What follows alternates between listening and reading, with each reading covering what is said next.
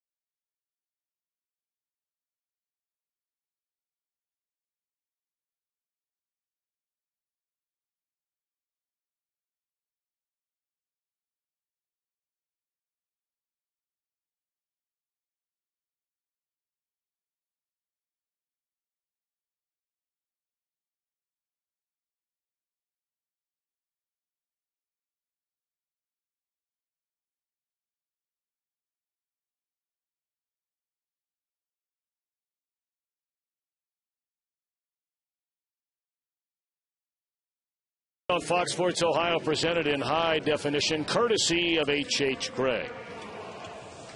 Reds and the Brewers tonight, and certainly the weather could be a factor. For more on that, let's check in with Tim Hedrick. I'll tell you what, it'll feel a little bit like Milwaukee tonight, with temperatures only in the mid-50s and the trifecta of gloom hanging around. A few spotty showers, a little patchy drizzle, and maybe some fog, but play ball and hold on to that #1 spot. All right, Timmy, thank you very much. How about these Brewers? A heart of the lineup that could scare the daylights out of you, Cowboy. Anytime you've got a hammer in the middle of your lineup like Prince Fielder, guys on both sides of him are going to do pretty well because they don't want Fielder to beat them at any point in time as the opposition. And you see the numbers for Ryan Braun and Casey McGee. Just look out because Fielder's coming, and when he comes, it gets ugly. Well, the Reds will try and slow him down. He's been on a pretty good roll here of late. Nobody on a better roll than Johnny Cueto, coming off a one-hit shutout. And he'll try and match that mark again tonight against the Brew Crew.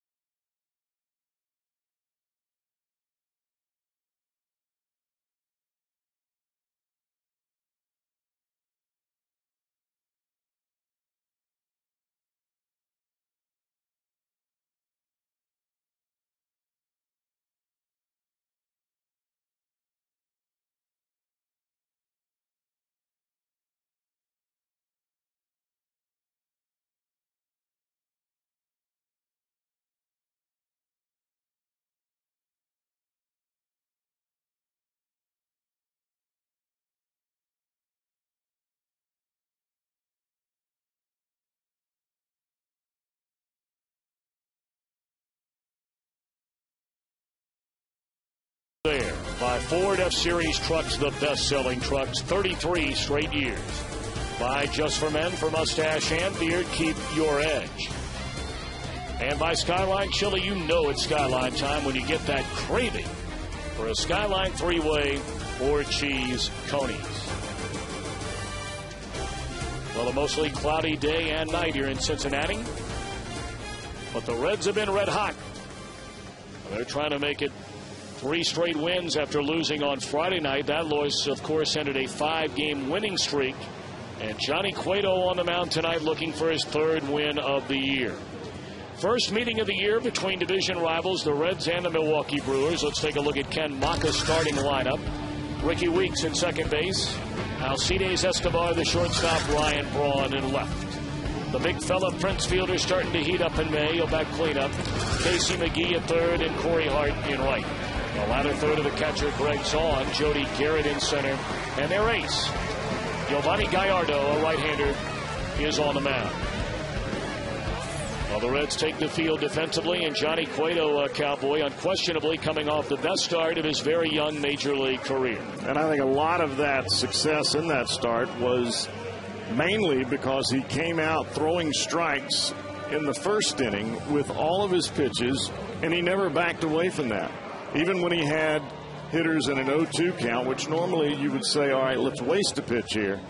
That didn't happen. He continued to throw the ball in the strike zone, beat him in the strike zone when you get ahead, and Homer Bailey followed it the same day. Both of them complete games, both of them right around that 100 pitch mark. Let's take a look at the Reds defensively, and boy, have they been good. The best fielding team in all of the entire National League. They've not committed an error, knock on wood, in a season-high 11 consecutive games. Gomes, Stubbs, and Bruce in the outfield. Roland, Cabrera, Phillips, and Votto third to first. And Ramon Hernandez hanging the signs for Johnny Cueto. Well, the numbers don't lie. His last start, Cowboy, not only his first career complete game, a one-hit shutout, but look at the strikeout-to-walk ratio, 8-zip. Well, the thing that I look at for Cueto is you look at these numbers and you think, boy, he had a great ball game. But the bottom line is no walks right here. That's what tells you when Cueto's going well. You don't put any guys on base and give them a free pass, you know Cueto's going to have a pretty good ball game. His stuff answers for itself.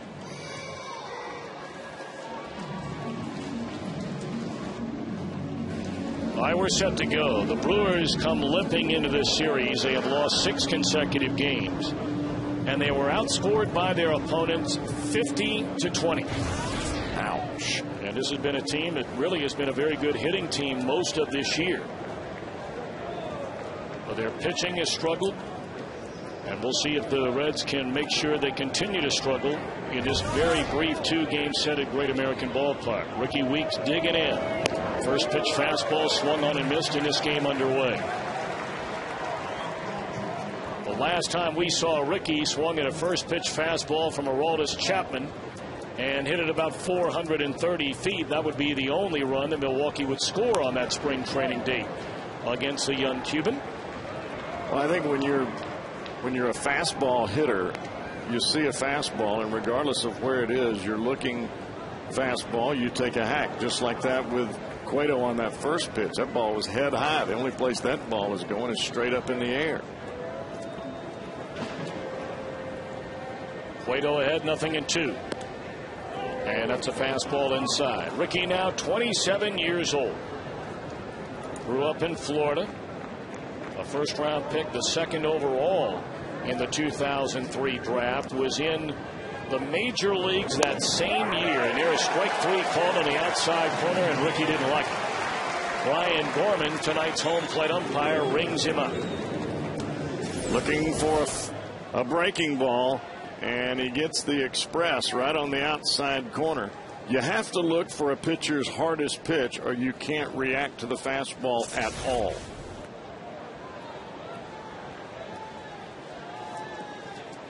Alcides Escobar, the highly touted young Milwaukee shortstop, in his first year as an everyday player, at least from the very beginning of a season. And he's down a strike. 23-year-old native Venezuelan. Came up with a big league club for the first time for just 9 games in 2008. And then last year, played the final 38 games of the year for the Brewers, hit .304. And they're expecting very big things from this young man. Ball driven into right center field. Jay Bruce giving chase, and he's not going to get it. And Stubbs there to back him up. Escobar making the turn, going to third, and will easily get there with a triple. Wow, he can run. That ball was hit a whole lot more than it looked like when it came off the bat. And that goes back to exactly what you were talking about, Tom, that they expect a lot of big things out of this kid. That's some major leverage with that bat there. You drive a ball over the head of Jay Bruce, you hit it hard. So now you get the big bopper, starting with Ryan Braun. Ranks among the National League leaders in runs scored, the second most, has a third best batting average at .343. Third base on base percentage in the league. Has 15 multi-hit games, 7th in the league in total bases.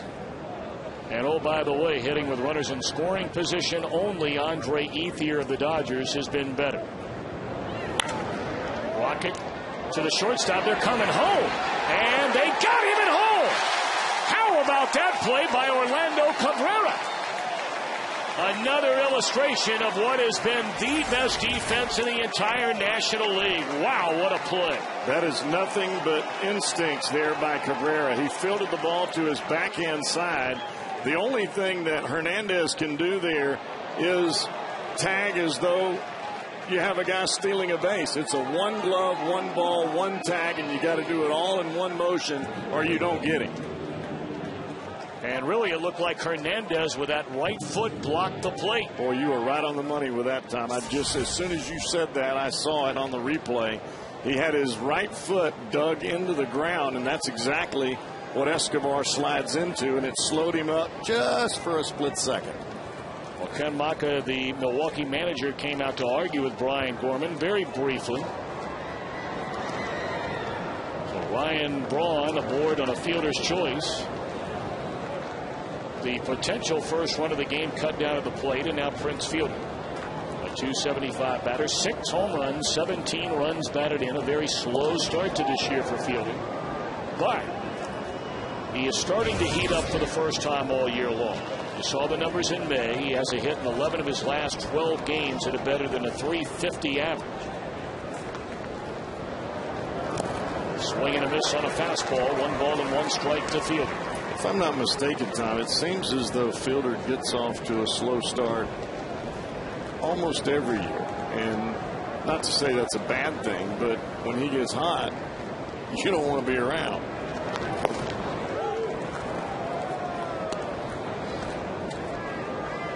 I cannot believe Cabrera made that play. I mean, that's just that's instinct. You can't practice that. You can't tell him to do that. He just saw him out of the corner of his eye as he backhanded the ball and just came up and threw a seed to Hernandez.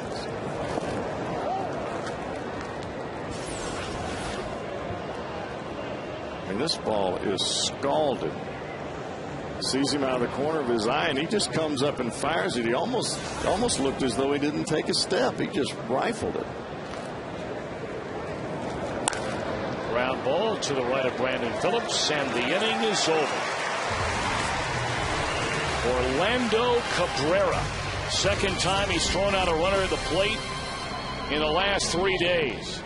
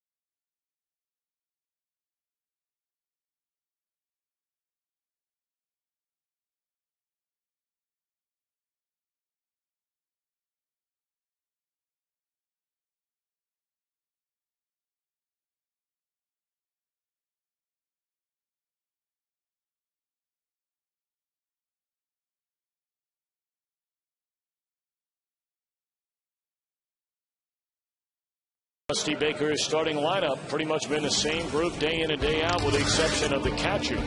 Orlando Cabrera at short, Brandon Phillips at second with Joey Votto at first, Scott Bowen at third, Jay Bruce in right, and the red-hot Johnny Gomes in left.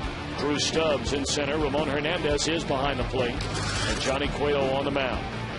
And the Reds get a look at the Brewers' ace, Giovanni Gallardo. Gallardo not using his changeup a whole lot this year. That was his money pitch for pretty much all of last year. Strike one to Orlando Cabrera. He has been fastball, breaking ball, and an occasional change. And last year he was fastball, changeup with an occasional breaking ball. Well, how good has Gallardo been here of late? His second start of the year was against St. Louis, and in 5 innings he allowed 6 runs. But since then, over 7 starts, a 2.14 ERA. He has been lights out. Having said all that, you know, last year the Reds knocked this guy around a little bit.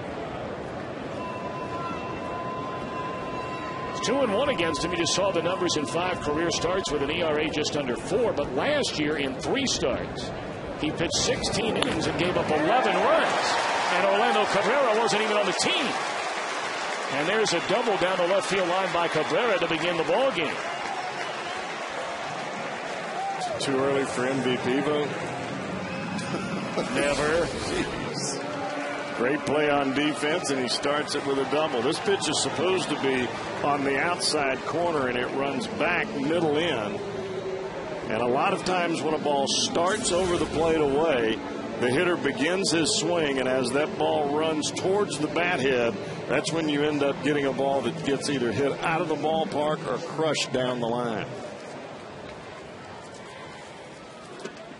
Orlando Cabrera now has a 10-game hitting streak. His batting average has gone from 240 to now 275 during the hitting streak. He is a fastball hitter, and by moving him into that top spot, he has gotten even more fastballs now. It's also the 4th straight game that Cabrera has led off with a hit. Brandon Phillips showing bunt, pulls it away. You may remember yesterday in the win over the Cardinals, Cabrera started the game with a double, and Brandon Phillips, trying to advance him, did so by driving one into right field. And 2 batters later, Scott Rowland got things started with a 2-run home run. En route to that 7-2 win over the Cardinals. 1-1 to Brandon.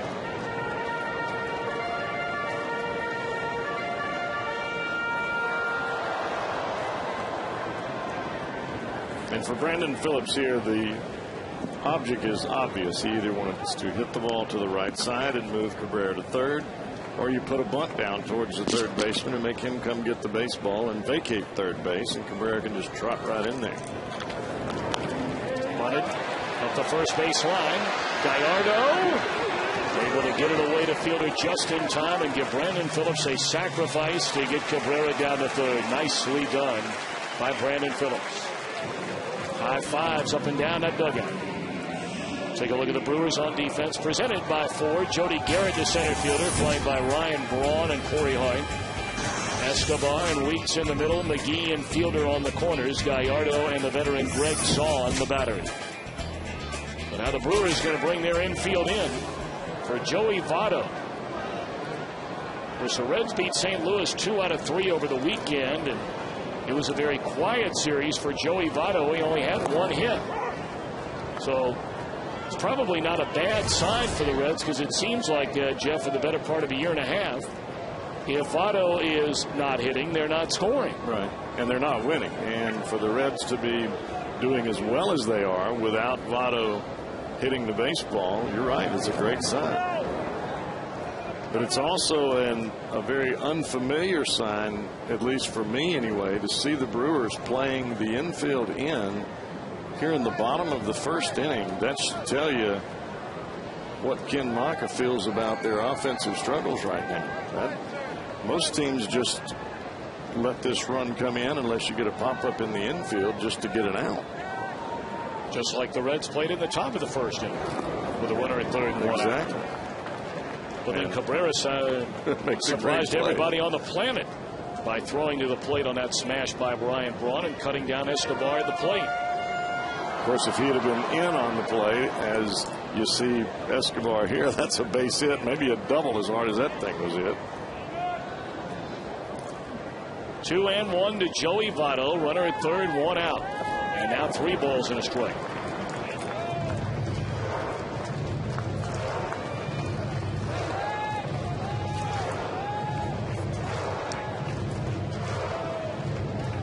Gallardo, very young. Just like Johnny Cueto, just like Homer Bailey, 24 years old, was signed to a 5-year deal. The first week of the season, which will run through 2014 and includes a club option for the 2015 season. 3-1 to Votto. Tardy on a fastball, and the count has gone full to Joey Votto.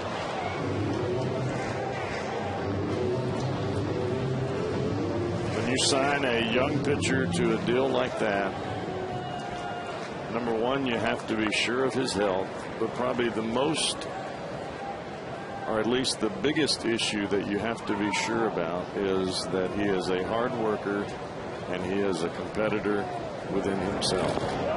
Votto started a check swing. They appeal. He did not go around, and that's ball 4.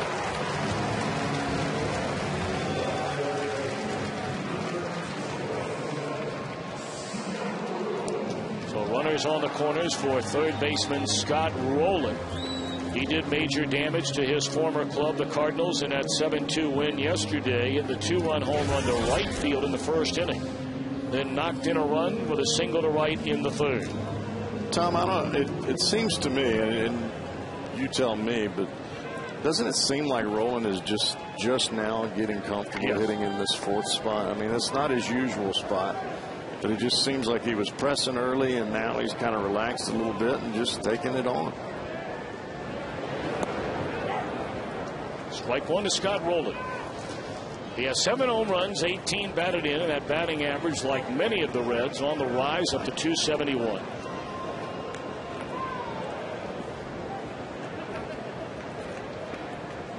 See his OPS number far above the league average. A combination of on base percentage and slugging percentage.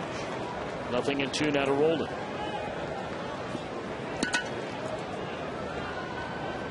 See the grimace on his face as he swung through that pitch, a hanging breaking ball out over the plate. It's usually a pitch you see rolling. If he catches it, it's 3-0.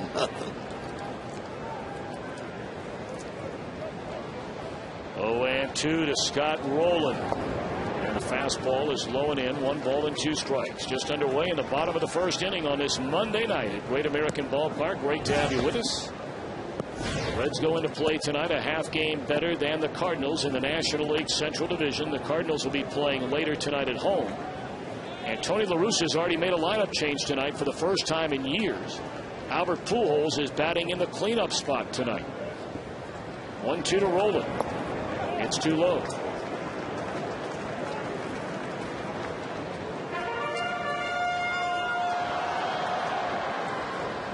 Well, he has had to tinker with that lineup ever since he took Schumacher out of the leadoff spot and moved him to number 7. They ended up with Colby Rasmus first, Ludwig second, then Pujols, then Holiday, and then Freese. They're trying to do anything they can to stack some hitters in an order so that you can just get a run, any run.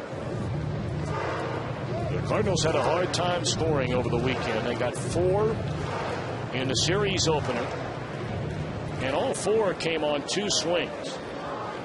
A pair of 2-run home runs, one by Pujols and one by Ludwig. Then they got 3 runs in game 2 and limited to just 2 runs on only 7 hits yesterday. 2-2 to Rowland with 2 on and 1 out in the first. And just under the knees. 3-2. You can look back over the last 10-11 games for the Cardinals. If they don't, in the ball games where they don't hit a home run with somebody on base, they lose. And that's what happened to them against us. First ball game, those home runs were 2-run home runs. Game 2, game 3, they were single shots. Runner goes, and Rowland chops it foul. And I think that's the kind of, if you're going to give up a home run, you want it to be with nobody on. That's why you stay away from the walks. You stay away from the deep counts, allowing hitters to take big swings off of you. Saw those numbers for Rowland against Gallardo.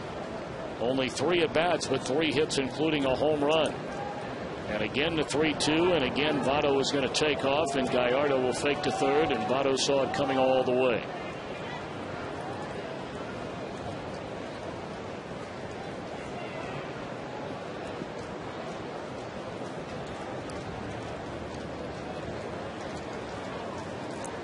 Three balls, 2 strikes on Scott Rowland. Votto again running, and again it's fouled out of play. So Rowland fell behind 0-2, ran the count to 3-2, and now has fouled off a couple of pitches and hoping for something better on the next one. Well, Rowland must see the ball out of Gallardo's hand pretty well in only 3 at-bats. A double, a home run, and a single. He's 3 for 3. I mean, I know that's just 3 at-bats, but I mean, my goodness. He smoked it every time. Once more. A 3-2 count, but Gallardo will send Votto back to the bag. Reds trying to jump on the Brewers, and anytime you play a team that is struggling, and the Brewers have lost 6 in a row, the best thing you can do is keep them down by jumping out early. You get on early, and they have to play catch up. They press even more. We know, been there. Out of play again. Votto getting a workout. This is also the best case scenario for the Reds as far as getting into the Brewer bullpen early. 21 pitches already. Kid's only got 1 out so far. 8 pitches thus far in this at bat. Gallardo against Scott Rowland with Orlando Cabrera at third base and Joey Votto at first. Here comes pitch number 9, and a liner caught that'll turn into an inning-ending double play. Tough luck right there for Scott Rowland. 1 hit, 1 left. End of 1, no score.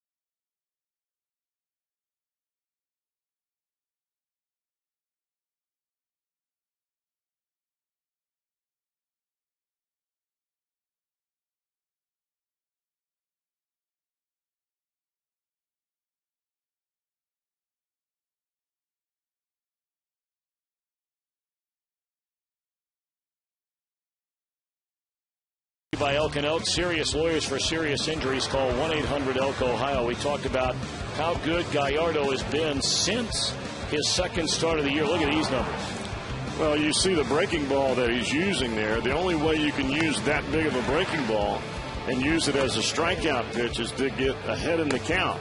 You get ahead in the count, you throw a breaking ball for a strike, you can finish people with either that breaking ball again, or as you saw those last couple of hitters, freeze them with a fastball. So both teams fail to take advantage of a runner at third in less than 2 men out in their halves of the first inning. So here we go, scoreless in the second. And there's a base hit into right field by Casey McGee. What a start he's having to this year already with 33 runs batted in. Fastball supposed to be in, and Cueto leaves that one over the heart of the plate. Does a good job swinging the bat there to stay inside the ball and get the fat part of the bat to the baseball. Good things happen. Corey Hart at 268, 5 home runs, 17 batted in. Many wondered if Hart would be traded during the offseason.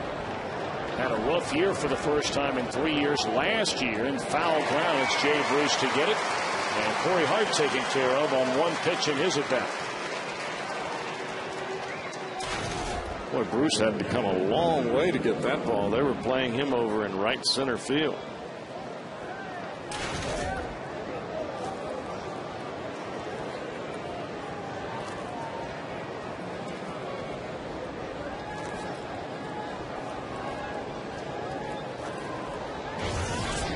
Greg Zaun, the Milwaukee catcher, a .260 batter, 2 home runs and 13 batted in.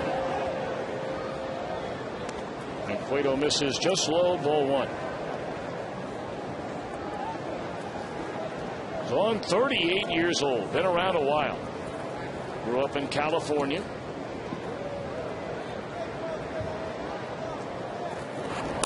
And that one ripped into right field. It'll go all the way to the wall. McGee on his way to third. Bruce fires to the cutoff man. They'll hold McGee at third on a double by Zaun.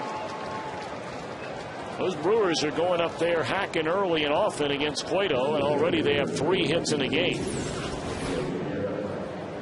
Well, you look at what Cueto did in the last ball game and you say, okay, this guy's throwing a lot of strikes. Don't be up there taking and messing around.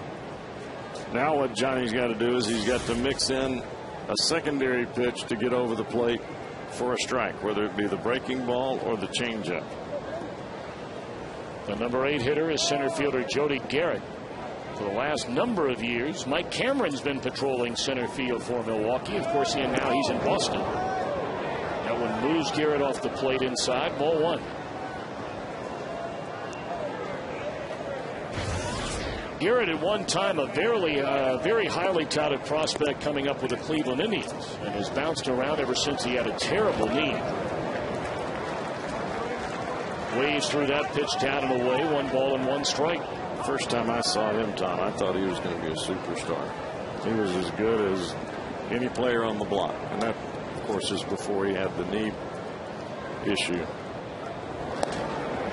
Swing and a miss on a fastball up and away. So now Cueto with a chance ahead 1-2 to go for the strikeout against Garrett. With runners at second and third and only 1 out. And you think to yourself, well, the knee doesn't have anything to do with his hitting. He uses his hands and his upper body for that. No. Baseball, everything is your lower body and your trunk, and your arms and your hands and your elbows, they just happen to follow right along. All right, now 1-2. Ramon Hernandez getting together about halfway between the plate and the mound with Johnny Cueto. What do you think they want to go with here? I think they're going to go with another fastball upstairs. That's the pitch that they got him to chase a couple of times up there. And the worst case scenario is if he takes a fastball up, you can come back with a breaking ball down or a fastball down. The worst thing that can happen is you change his eye level. Tried the inside edge and missed. 2-2.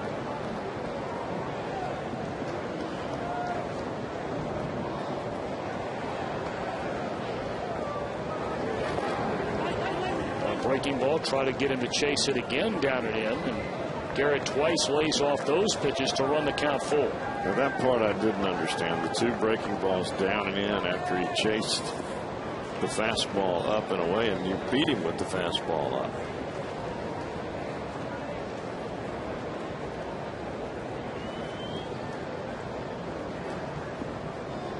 McGee led off the inning with a single. 1 out later goes to third on a double by Zaun, and now the 3-2 to Garrett is strike 3 call. Came with a 95-mile-per-hour fastball, knee high on the outside corner to get it.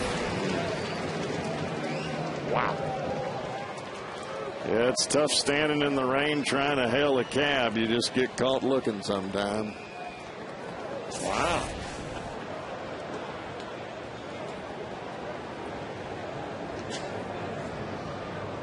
Now Gallardo. And there's ball 1. So Cueto trying for a second straight inning to get off the hook. It's a big league line. You been working on that? That's a big league pitch right there.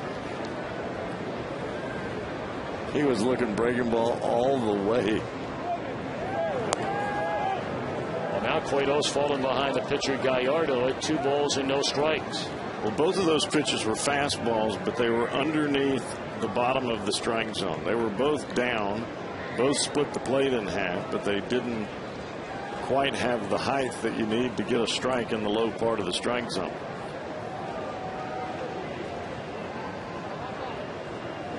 McGee the runner at third. Zaun at second with 2 outs. And Gallardo hacking on 2-0. And fouls it straight back to the screen. It's amazing how much better Johnny Cueto is when he picks that front knee up and drives straight towards home plate without falling off to the first base side. His stuff is electric. But now 3-1. He's gone on Gallardo. Well, he fell off that time, and you can see how much the ball moved out of the strike zone.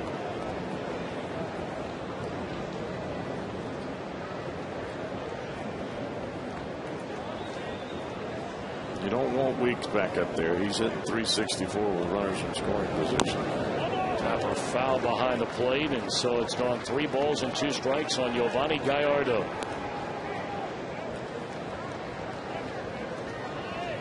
I don't know where Gallardo fouled that ball off, but he's kind of extending his right hand or right elbow. The ball hit the ground and came back up and hit him in the knuckles right on the bat. And that is his pitching hand. Yeah. It happens so fast that it's hard to see, but you can tell by his reaction that it obviously was not very comfortable. 3-2 on Gallardo. And a swing and a foul ball back. Let's see if we can see exactly where it got him. That's where the ball comes right up. He hits the top of the ball and it bounces right back up there. You know where that got him, Tom? Got him in the funny bone on the back of the elbow. That's why he was flickering his hand. Boy, you don't see that much. That's a weird place to get popped. Once more, a 3-2 pitch. And right back to Cueto, and that'll end the inning. Couple of hits. Runners left at second and third. We go to the bottom of the second, still in a scoreless game.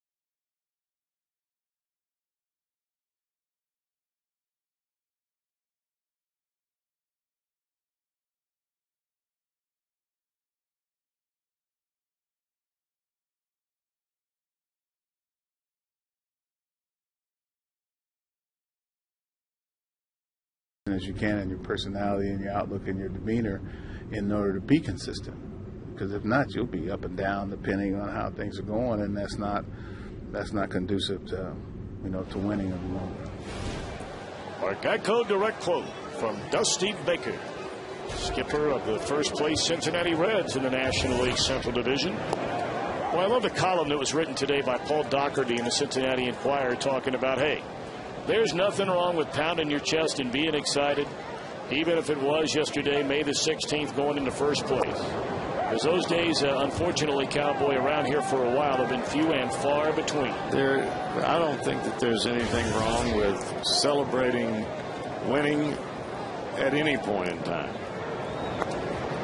That's why you play the game, to enjoy the fruits of your labor. You work your tail off to get to a point where you can win a ball game. It has nothing to do with showing up the other club. You enjoy winning. Everybody does. 1-2 to Jay Bruce, leading off the Reds' second inning. No score in the game. Brewers have already threatened twice against Cueto. And the Reds had runners at first and third with one out in the first inning before Scott Rowland lined out into an inning-ending double play.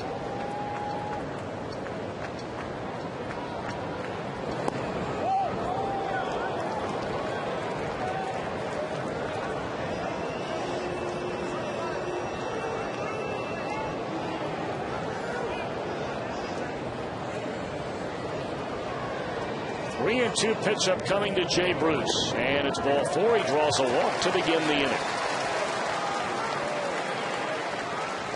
Well, you know the drill, folks. If a Reds player hits one of the Toyota signs in our game tonight, Jerry Ennis of Burlington, Kentucky will win this beautiful new Tundra. It's on display here every day at Great American Ballpark, and you can register for a chance to win it by seeing your Cincinnati and Northern Kentucky Toyota dealer.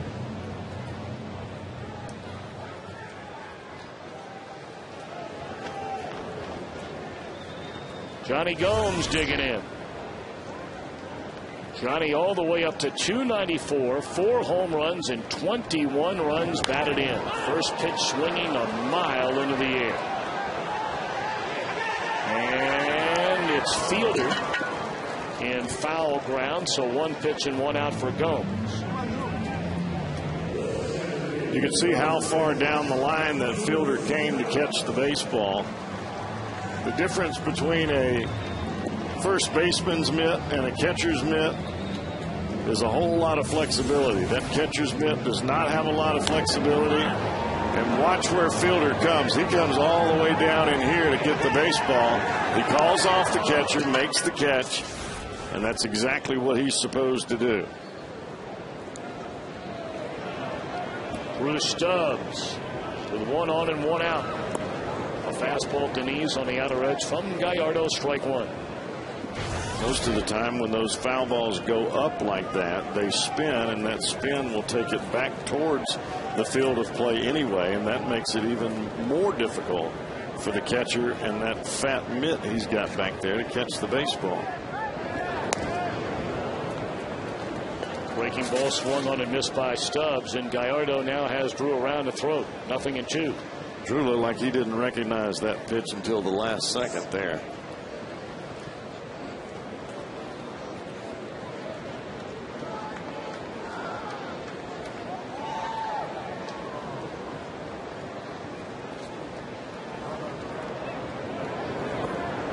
Trying to get him to chase a breaking ball away on an 0-2 pitch, and Stubbs able to stay away from it.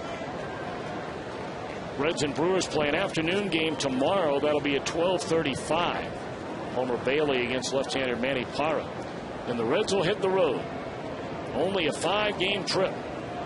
2 in Atlanta, down near your neck of the woods. Yes, sir. And then go up north to play the Cleveland Indians next Friday, Saturday, and Sunday. First weekend of interleague play in this 2010 year. So where Grady Sizemore is not in the Indians lineup tonight after bruising his knee over the weekend. There you get a look at the matchup tomorrow. Parra going from the bullpen into the rotation, as Doug Davis just recently went on the disabled list. 2-2 on Stubbs. Hopefully Davis is going to be all right. They said it's nothing to really be alarmed about. He has inflammation of lining around his heart, which obviously you hear that and you think, boy, that doesn't sound good at all. But yeah, according to what we were told, it is a very treatable condition and everything should be fine. We hope that's the case. And here is strike 3 call. Fastball right down the middle. First strike out of the game by Gallardo, and there are 2 away in the inning. Coming up in the 3rd inning tonight, we're going to be joined by former University of Cincinnati star quarterback Tony Pike. Of course, an alumnus of Reading High School here in the area. And he'll be making his way to the Carolina Panthers training camp in a couple of months from now.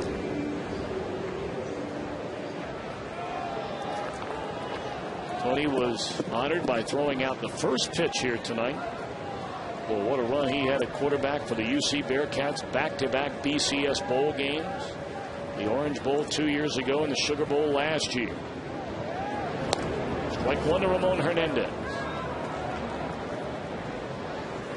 How about if he hadn't have gotten hurt really racked up some stats. Oh, man. They were already good, and he missed a bunch of games.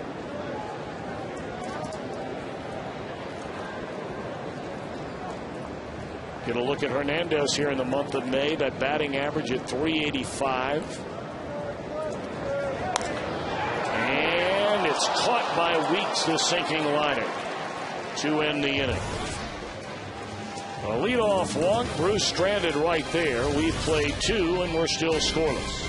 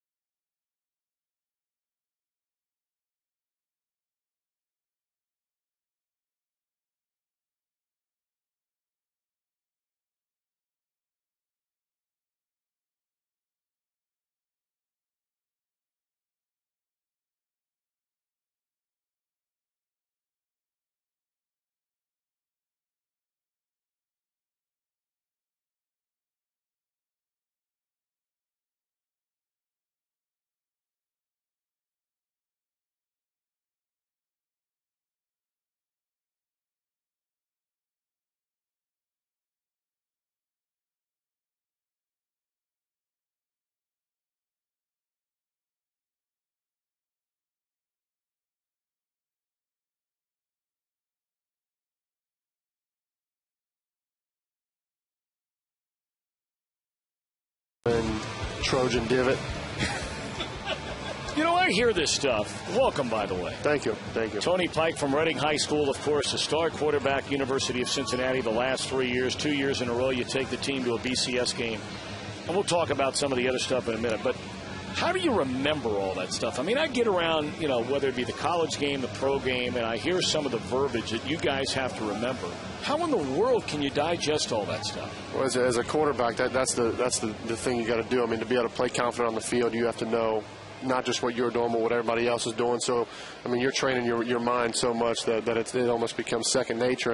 And the challenge now is to try and forget about that stuff and try to learn a whole new offense. Whereas, you know, you're not running a route and saying, okay, this is our choice route. You know, you got a new name for it, so you're trying to delete everything and still pick up on the new stuff. Fouled away by Ricky Weeks. We begin the third in a scoreless game. And the thing that I find just so interesting about what you just said, you know, having to forget all about it, I'm not sure you could go from 2 more diverse or opposite kind of offensive styles than you went from under Brian Kelly at the University of Cincinnati. You know, empty backfield, single back, 4 receivers, out of the shotgun.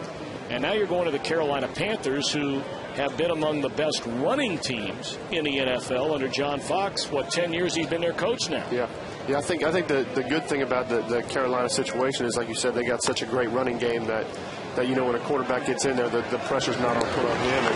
And to Coach Kelly's credit, with progressions and reads and coverages, all that's pretty spot on to what I'm learning now. And now it's just, you know, taking that, you know, the transition from the college game and the spread offense to being under center. And he helped me out with, you know, he let me stay under center at practices and just kind of get me ready for the next level. So for him to do that, and, you know, I wish him nothing but the best. And like I said, just try to, you know, go and attach onto that running game and be there when they need us. Before you look ahead to the pro game, you know, kind of going back these last couple of years at UC, because your story, I mean, I really think it's one of the most amazing stories. And it's 3 years ago now, but they're 2 years ago now. But, you know, you think about, you were, number 4 or 5 on the depth chart going into, your junior year. Right. And then all of a sudden, injuries. Ben Mock can't come back and get that extra year of eligibility.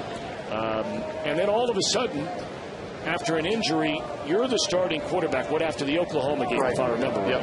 And And then all of a sudden, here you are, the #1 guy, and you guys just rip off all these wins, and you end up playing in the Orange Bowl. And then the next year you come back. Obviously, you're the guy. You got hurt again about midway through, came back as a starter again at the end of the year. You go to another BCS game. Can you put into words what it was like to be a part of that whole turnaround at UC? It was, I mean, my journey individually was a roller coaster, and then, like you said, just sitting, far back in the depth chart. And it wasn't like I was behind, guys that weren't getting the job done with Ben Malk and even back to Nick Davila, who did great stuff for us. But, it was a lot of just battling, and the worst part was the mental part, just keeping mentally ready for when you go in there. But for me, as a guy growing up in Cincinnati and being here all my life, to be a part of someone turning the program in Cincinnati around, and for what I feel is turned for the good. I see the guys that got down there now, and obviously with Zach coming back to quarterback, it's a great situation for Coach Jones to come into, and I see a lot of success for the Bearcats. Strike 3 called there to Escobar. Another fastball that just paints the outside corner by Cueto. We got to be excited now about this next chapter. Do you think you're going to get a chance? I know that Jake Delhomme, their longtime quarterback in Carolina, now he's up in Cleveland. Matt Moore took over for about the last half a dozen games last year. Played pretty well. Didn't play great. Played all right. What are you hearing from them? I mean, they're gonna certainly give everybody a look and everybody a chance, and obviously, with off-season workouts coming up here in June, and obviously after that you go to summer camp, and the time that you have is kind of condensed. So, you see the rookie quarterbacks go in, and obviously something special about that. And at Carolina, they got the situation where Matt Moore's the guy right now, and he did a great job filling in last year for Jake Delhomme. So my whole mindset is to go, and the first goal is get on the team, make the team, and when the last roster cut's made, be there and be around in the season, and kind of use the season as a way to be ready whenever you're needed. And at the same time, you get that extra year to, like I said, learn a new offense and be confident in what you were, just like at UC. Is it that much more difficult learning a pro-style offense versus college offense? For me, yeah. I mean, obviously, with Coach D'Antonio and his offense, obviously, if you were in that for 4 or 5 years, you'd have had a lot more experience into it. But Coach Kelly's offense is spread, no huddle, and everything's going so fast. We want to snap the ball as fast as we can, and you get in the NFL, and I got to minicamp, and I'm worried about calling the play in the huddle, right? And then I break the huddle, and I'm thinking to myself, well, what did I just call, and what did I do? So it's just the transition of you're changing your whole mindset to whereas in the NFL you're maybe not as much having to deal with pressures as a lot of them are built into where UC it was if they were bringing the pressure, I was in charge of it, and that helped me so much for the next level to whereas I'm more in depth to what's going to happen and kind of see things quicker, and it's the speed of the game it picks up from college to pro, and it's just making that transition a little bit. yeah just a little. Tony Pike from Reading High School and the University of Cincinnati. Now, were you nervous throwing out the first pitch tonight? Yeah, actually I was. I got the call, and that I was going to do it, and obviously growing up in Cincinnati and coming down to the games was exciting, but for me it was nerve-wracking. I got Dad out in the driveway a little bit this week and threw to him, and baby. Then they told me I had to throw off the mound, so I kind of used it as an 0-2 pitch. I was just I was using it as a getaway pitch, right, trying to get someone to chase. I was out in Reading the other day, and I'd not been there in a couple of years. Our daughter had a soccer game over there, and you forget what a neat little community that is over there. I mean, I know you grew up there, obviously went to Reading High School, and boy, they got a good baseball team. Yeah, they have. They've turned it around, and my senior year was kind of the year that we kind of started building. We went to the sectional championship my senior year, and ever since then, they went to I think the Final Four last year, and they're way up there this year. So. Like you said, Reading's a great town, and it's a town that everyone's close and everyone knows each other. So for me being there and having the honor of playing at UC and like I said, doing what we did there is just great to be able to do it in the hometown. And if I'm not mistaken, and I could be wrong, I kind of flew through the schedule a little bit, but don't the Bengals play the Panthers this year? Yeah, week 3. Yep. Week 3. Where's that game? Carolina. Okay. So that'll be a road trip for a lot of people. How many sports did you play in high school, and what were they? I played basketball, baseball, and football. And growing up, I was I traveled all over the country playing baseball, and then basketball we won state in high school, and football kind of came you know, at the end is you know, my last sport that I picked up, and it turns out I'm going to be playing that the longest. It's cool. It's amazing. Tony, we're really rooting for you, man. You're such a great kid, and I had the chance to broadcast both those BCS games, which meant we had to bother you and tie up your time and sit down and talk to you. But we wish you nothing but the best. Thank We're you. proud of you around here. Thank you. I appreciate it. And go down there, and who knows, maybe not by week 3, but maybe week 6, 7, 8. You're in there in the starting lineup. That'd be all right. That'd be great. All right, man. Good luck to you. Tony Pike from the University of Cincinnati. Read them quick. Yeah, appreciate it. Absolutely. And he is going to be making his way down to. Don't they train, before I let you get out of here, don't they train somewhere very close to Charlotte there? Yeah, it's in South Carolina somewhere. Yeah, I'm not sure it's what the called. campus. It's not Winthrop College, is it? No. Okay. No, it's, yeah, Saddle, no. I've been down there. I know where you're talking about. Is it Wofford or something like that? No, if I knew it, I would hear it. But that first year of the Panthers, I did a lot of their games where they were playing their home games in Clemson, South Carolina, in the Greenville-Spartanburg area. And that's why they were building, when they were building that beautiful stadium. Spartanburg. Okay. They were building that beautiful stadium, which they play in. I just know it's hot. It will be hot. You can take that to the bank. That's the South. Fly ball center field, and this will end the inning. Tony, all the best, my friend. Thank you. We'll get you down the road, all right? Take it easy.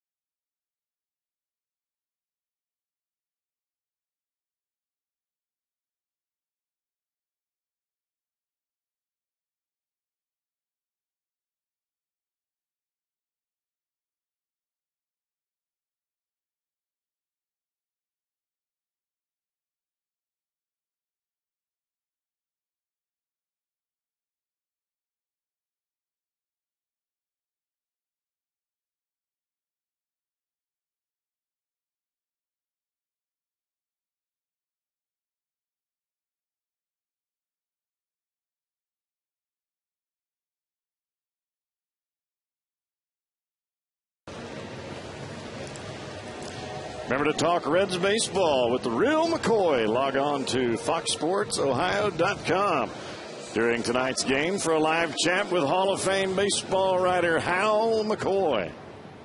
He's the real McCoy. Johnny Cueto to lead things off in a scoreless game in the bottom of the third inning. He shows bunt and takes upstairs, ball one. Boy, nice to see Tony Pike. Good kid, isn't he? No kid. He's big. Yeah, he's a big guy. 6'6", I think he's about 220 pounds.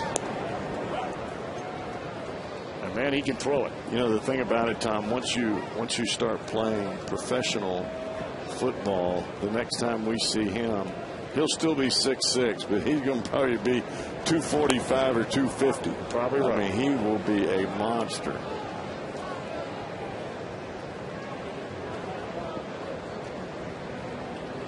Because you got to put on some weight to take all those hits from those guys coming to your left. You ain't lying. Or from your left, I should say. He's got a really good offensive line down there, though. And that's a group that's been together a long time. Yes, and they have right. 2 running backs. Holy Moses. They got that 2 takes pressure off the down there. quarterback right there. I would think. 1-2 to count on Johnny Cueto. And it'll stay right there. Cueto had a nice third inning after being in trouble in each of the first 2. Got a couple of quick outs before allowing the single to Braun, but took care of Fielder. Now we'll see if the Reds can get him some runs here in the bottom of the third inning against Giovanni Gallardo. There's a roller by the mound, handled by Escobar. One away.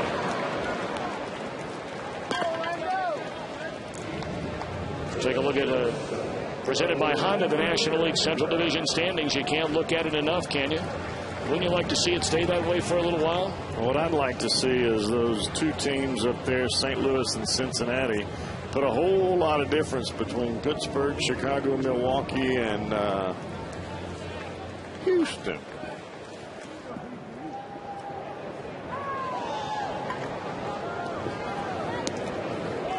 Well, all of those teams will be in action tonight with the exception of the Houston Astros. The Cubs will be at home against Colorado. The Pirates already getting drilled in Philadelphia 6-1. And we told you the Cardinals will open up a series against Washington. And I beg your pardon, I forget, Houston is out west, so they do not have an off day today. They will play at Dodger Stadium later on tonight. 2-1 the count on Orlando Cabrera, who led off the game with a double down the left field line and wound up being stranded at third.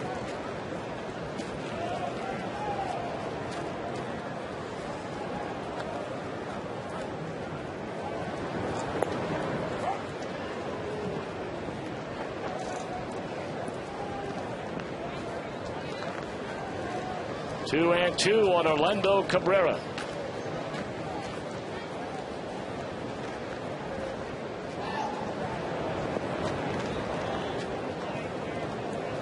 No runs, 4 hits for Milwaukee. No runs, 1 hit for the Reds. The Reds had a big scoring chance in the first inning and just tough luck. They had Cabrera at third, Votto at first. And Votto was running on a 3-2 pitch, and Roland lined out to the third baseman that turned into an easy double play. High tapper in the hole at short. Escobar will cut it loose, and he's got it on. Boy, does he ever.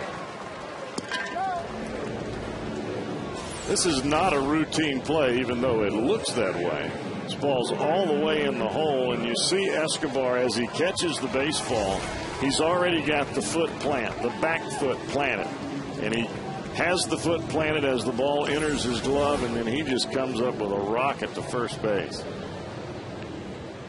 Check out that back foot. Bam. Good night, Irene. Zip. So 2 up, 2 down for Brandon Phillips, who put down a sacrifice bunt, advancing Cabrera second and third in the first inning. And he'll be looking to hammer something here. He looks at ball 1 away. Reds have won 7 of their last 8, 9 of their last 13, 14 of their last 19. And they have won each of their last 4 series and 5 of the last 6.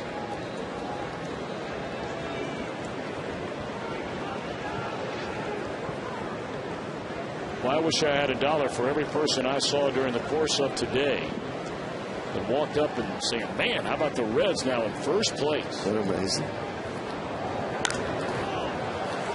That one popped up in the foul ground, and room over there for the big fella fielder, and that's out. A 1-2-3 third for Gallardo.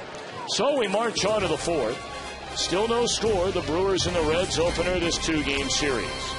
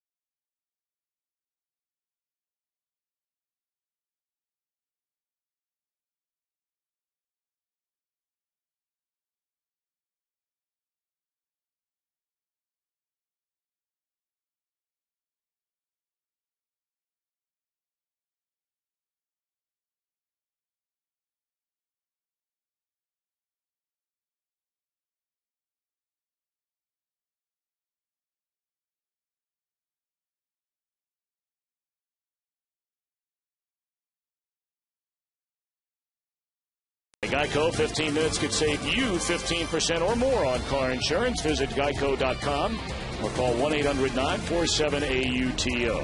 And by GMC, we are professional grade. The snow cones version of the Stars and Stripes. Looks pretty good, doesn't it, Cowboy? It looks real good. Would you rather have that or barbecue chicken? Barbecue.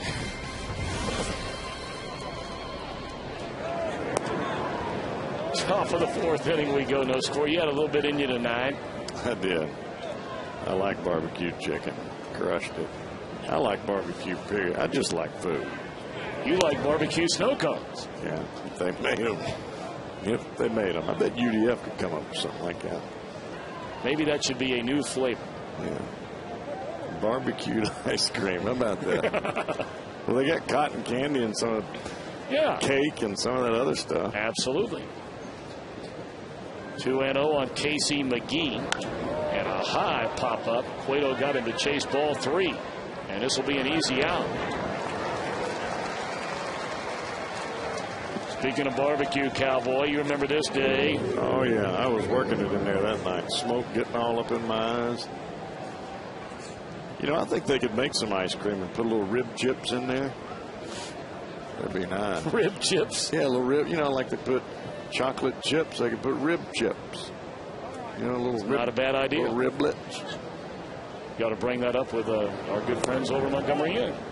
You're good friends. I mean, you're there all the time. I am, pretty much. I mean, I'm sure the Gregory's would be happy to whip up and call that ice cream the Cowboy. Well, they've got fried ice cream. They got all kind of ice cream. Do that. You know, one night we ought to do a telecast. A couple of doors down over at the front gate suite. And get you cooking on that big old grill over there. We wouldn't be doing much broadcasting. 2-1 to Corey Hart. Do a whole lot of eating. That is the front gate suite. Now, there's a grill right back in there. That's where I would be. Tom would be on that little seat right out there in the front. Driven to straightaway center field, hit a ton. Stubbs at the wall. Goodbye. Home run by Corey Hart. His 6th of the year, and that gives Milwaukee a 1-0 lead. That ball hit a ton. I don't know what it is about this guy. Every time he plays against the Reds, it seems as though he comes up in crucial situations and does something dramatic. Let's hope that that's not a killer. We were talking earlier, if you're going to have to give up a home run, you give it up with nobody on, and that's just a one spot. It's Corey Hart's 3rd home run against Johnny Cueto in 15 career at-bats.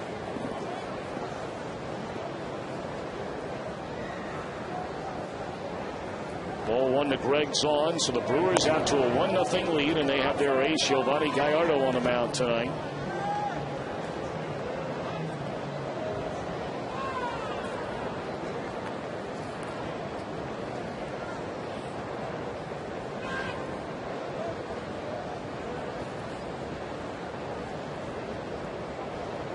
Two-0 to Zahn, who doubled down the right field line his first time up, and now Cueto's fallen behind him 3-0.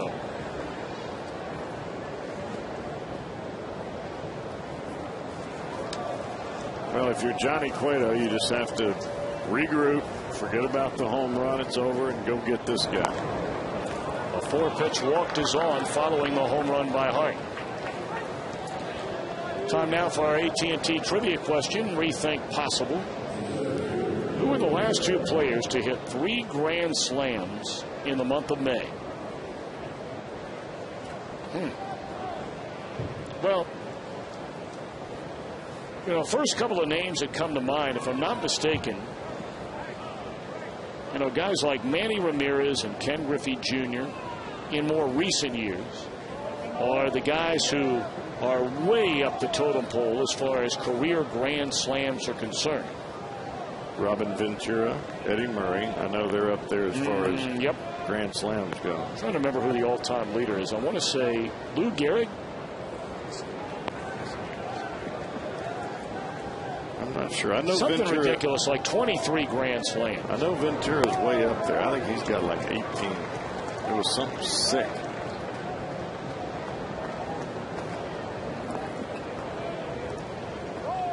Oh, and 1 account on Jody Garrett. He had runners at second and third with 1 out his first time up.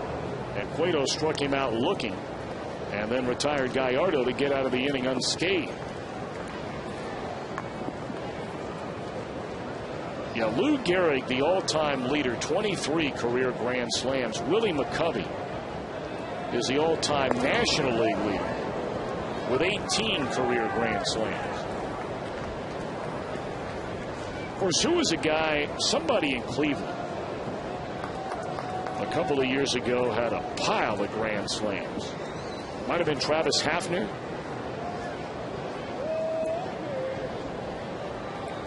Might have been. I'm drawing a blank. Double play ball. Oh, Nope, not to be. A rare miscue defensively by Brandon Phillips, and that may well turn out to be the first error committed by any Reds defender in the last 11 games. That one went right through the wickets. Taylor made DP, and you can see Phillips gets caught in between shuffling his feet, and he just didn't quite get the glove all the way down. He was on his heels just a tad.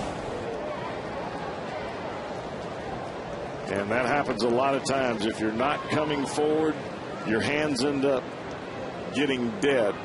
And by that I mean they just don't get all the way to the ground, and that's what happened there. Well, now the Brewers, after the error, have him on the corners with 1 out. The pitcher Gallardo up. Fly ball center field. Tagging is on. Here comes Stubbs. Throw to the plate, and they got him by 8 feet. A perfect one-hop throw, and for a center fielder, that is no easy chore. You got to clear the mound to get there on 1 hop. How about that from Drew Stubbs?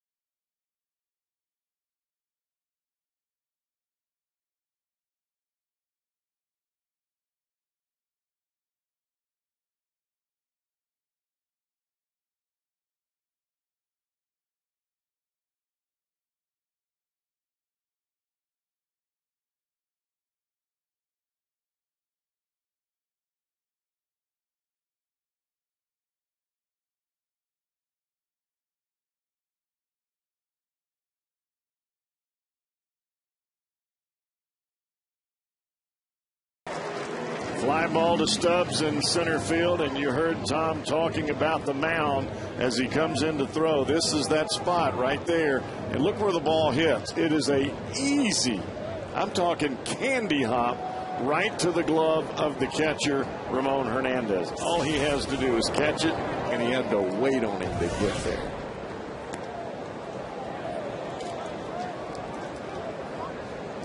How many times have we seen the ball hit the mound and kick off one way or the other? So many times.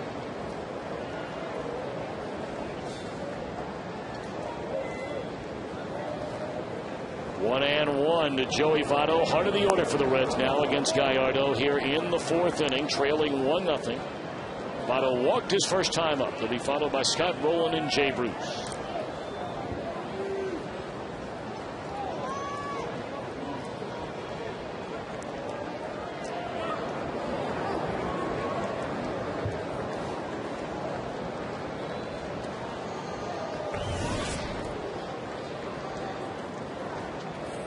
Just not sure that Joey's seeing the ball really that well right now. I don't know if it's a rhythm thing or movement in the front leg. Who knows? A fastball away, and it goes now to 3 balls and 2 strikes on Votto. Most of the time you see Joey kind of gather himself back towards the catcher, towards that back leg, and kind of load up before he cuts loose the swing. Hardy on a fastball in there. It's almost as though now he's hitting on a dead back leg. He just doesn't seem to get back there and use that back leg and pivot off of it.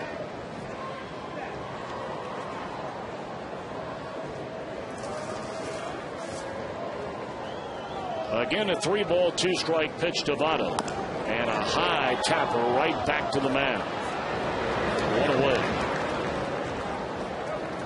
Let's answer our AT&T trivia question tonight.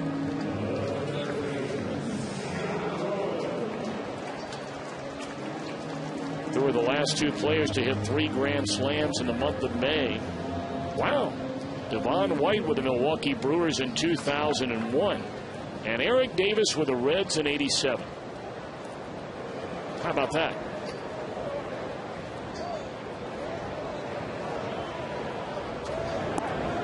To Scott Rowland. Needless to say, we didn't get it. No. We would have gotten it had I been out of here and somebody else had been in here answering trivia. You'd probably got it. No chance on that. Me, bad luck trivia answer person. That would be nose here. Eric Davis, an 87 man. Did he get off to a start that year? Wow. Grand slam, it looked like there in Philadelphia. This one in Pittsburgh. Old Three River Stadium.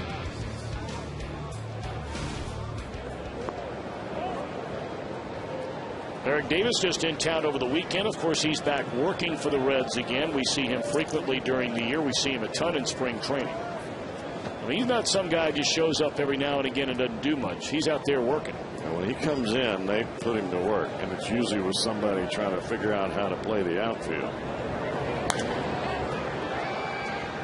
Also very active with a number of the Reds in terms of stealing bases, learning how to do that better, especially during the spring. I mean, he's the one guy more than anybody else that, you get to talking to him about this Reds team, and, Drew Stubbs may turn out to be a guy that steals 40, 50, 60, 70 bases in a year. He's more than capable of that if he gets on base enough.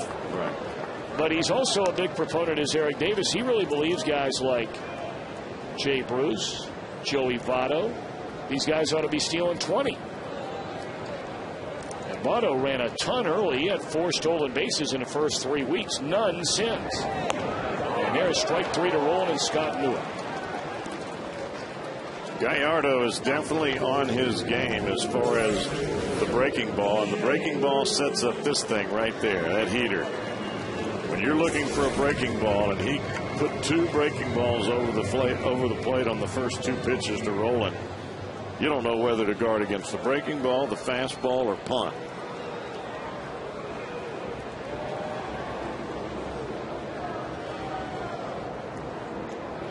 Now Jay Bruce, he walked his first time up. Takes a breaking ball up and in, ball 1. Give me the imitation of the guy from Major League. About throwing the heater. Throwing the heater, Ricky. Breaking ball in, 2-0. Like that? Love it.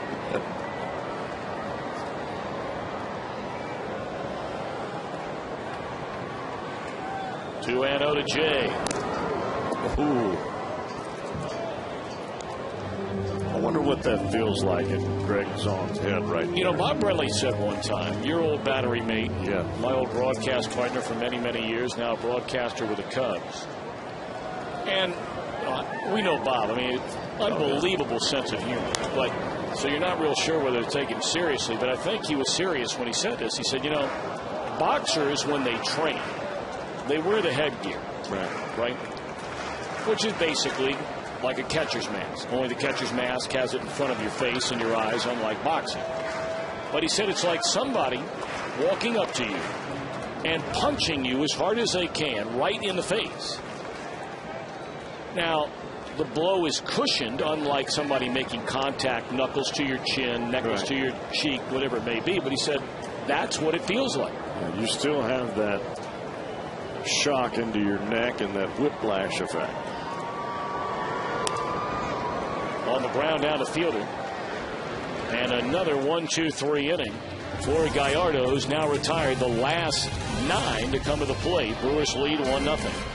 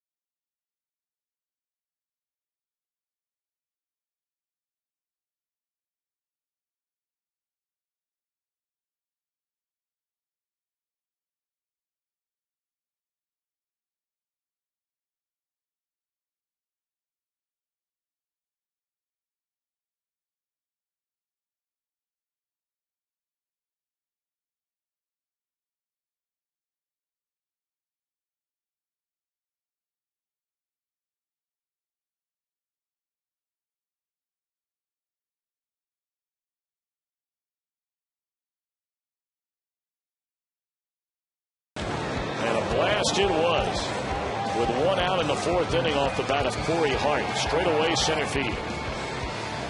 And that so far our only run of the night at the end of 4. 1 run, 5 hits for Milwaukee, no runs, 1 hit for the Reds.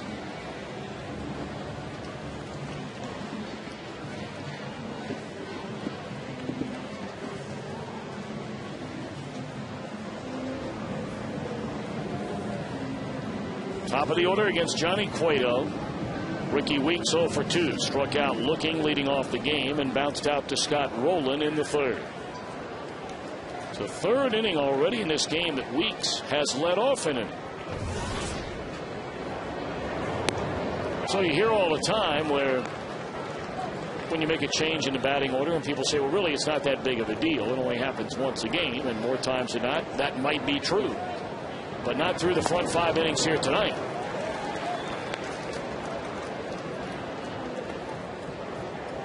Well, right now for Johnny Cueto, he just needs to continue to pitch the way he's pitched thus far. Keep the team in the ball game. You gave up 1, don't give up any more. He knows the Reds have the ability to score late. They've done it all year long. But you can't let it get out of hand.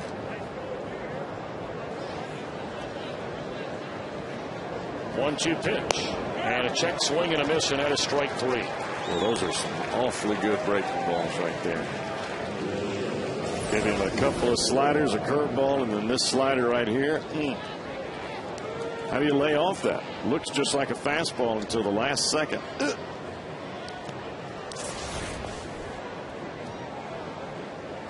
Now the shortstop Escobar, he tripled to the right center field gap in the opening inning and was thrown out at home by the shortstop Orlando Cabrera. And if you weren't with us, The Reds were not playing the infield in. They were conceding the run, but the ball was hit so sharply by Ryan Braun that Cabrera made a split-second decision to come to the plate. And now Orlando out to get the pop-up for the second out of the inning.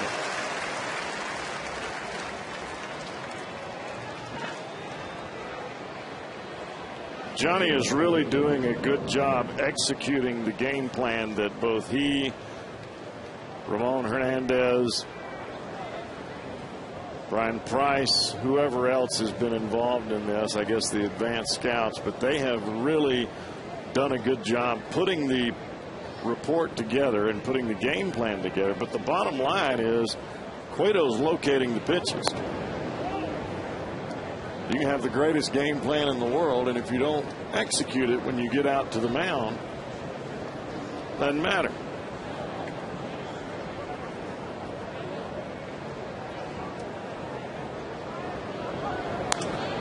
Fouled away by Ryan Braun, 1 for 2 in the game. He's the one who hit that rocket to Cabrera when he gunned down Escobar at the plate in the first inning, and then Braun singled into left field his last time up. Man, what a player this young man has been since bursting on the scene. Now 4 years ago, 2007. Among the major league leaders in so many categories. We'll get back to that a little bit later, but the numbers are astounding for Braun. So a 1-2-3 inning for Cueto. Only needed 9 pitches to get through it.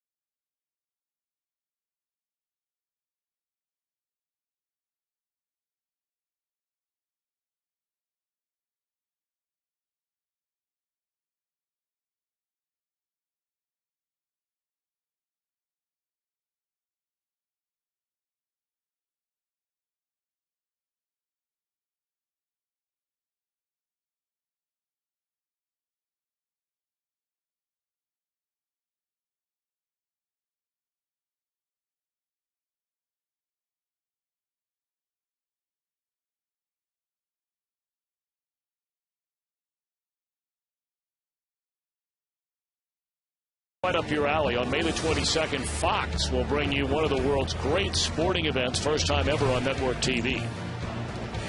The UEFA Champions League final. Munich against Milan from Madrid on Saturday, May 22nd at 2:30 in high definition only on Fox. Will you be dialed into that before making your way over to the ballpark in Cleveland next Saturday, yay or nay?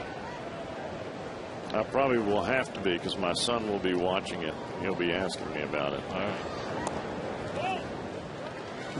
Soccer big in Mississippi. Yeah, I think all over our country now for our youngsters, soccer is a huge thing. You're right. I mean, for you either play baseball, you play soccer, and some kids do both. Yep. Check swing and a miss to Johnny Gomes. He swung at the first pitch, his only at bat tonight, and popped it up straight into the air. And Prince Fielder came down the line close to the plate to make the play on it. Gallardo has retired 9 in a row since a leadoff walk in the second inning to Jay Bruce. And there's a 4-pitch walk to Gomes. Well, Wednesday, May the 26th, one of our favorite nights in the ballpark. The Imes Bark in the Park is back at Great American Ballpark. You can come early for the dog parade. Check out the fan zone. Lots of activities going on there to get more information on how you and your dog can be a part of the first of 2 Reds Bark in the Park events. Visit Reds.com/Dog Day and Harold Dates, Michael Retzloff, and all the great folks who work so hard year-round at SPCA Cincinnati will be a part of all that. Who knows, you might come here and bring home your newest best friend. They were down in the Reds dugout before the game today, and nearly every one of the Reds players, or just about all these guys, have animals at home. And every one of them came down there to shoot promos for the Imes Bark in the Park event. Is that when they had the puppies down there? Oh, yeah. Drew Stubbs was right after me. And, I mean, he was ready to go, man. Face lit up when he saw those little doggies down there. Foul out of play, Drew behind 0-2. This may be the best that I've seen Giovanni Gallardo start out in a ball game anytime that he's faced the Reds. He has thrown a lot of first pitch strikes, and he's been able to get over that tight curveball, and it hasn't been loopy at all. 0-2 to Stubbs. Breaking ball is in the air, shallow center. Going back on it initially, Garrett, and then has to dive to make the catch.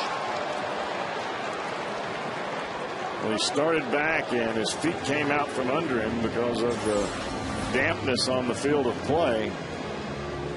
But Jody Garrett still has some speed, and he's able to recover and get up there and make a backhanded diving catch.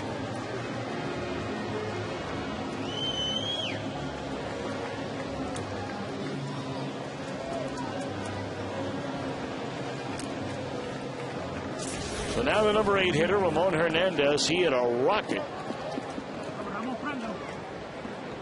There was a hit taken away on a diving play by the second baseman, Ricky Weeks. Breaking ball by Gallardo, too low, ball 1.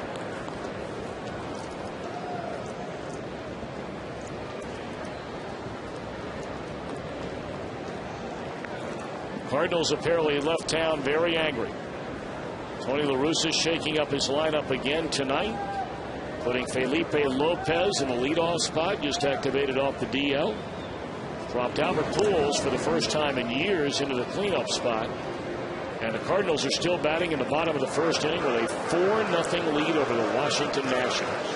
I wonder if he put the pitcher in the 9th spot now that Albert's leading 4th. Thought process was always to give him an extra batter as the game went on in front of him. Yes, he did bat the pitcher 9th. They moved Rasmus into that 5-hole. Well, that's where he normally hits. He normally hits behind the 4 or 5 spot. He usually hits 5th or 6th, and you know, with him in that leadoff spot, I think Tony was just trying to get him some fastball so he could hit him out of the ballpark. But he did hit a home run here, but it was only a single spot. Runner goes, and it's swung on and fouled away. Reds fans, check out this year's Rookie of the Year. JTM's new 32 count microwavable burgers. Look for them in their yellow bag today. JTM, food, family, and fun. It looked like they had the hit and run on there, Tom, and I don't know that Stubbs needs a whole lot of help stealing the bag. I think maybe they were trying to score him on a single. Gomes, I'm sorry. 1-1 to count on Hernandez. Not running this time, and it's too low. So if you're going to do it, you may as well do it again here on 2-1. That makes sense that it would be a hit and run with Gomes. And Hernandez is a good guy to put it on with. Yes, he is. He handles the bat so well, and especially shooting the ball the other way. And you see how deep Corey Hart's playing in right field. He's not going to be able to come up there and grab that baseball in quick fashion. Gomes not going 2-1. There's ball 3 away. When the first baseman fielder holds on a runner, even even with the second baseman Weeks playing in double play depth, you've got a lot of room right in this area here, and that's where this guy likes to shoot the baseball. You give him a fastball in, he can tag it down the line. A fastball away, he'll just lay the bat out there and put it right between the two.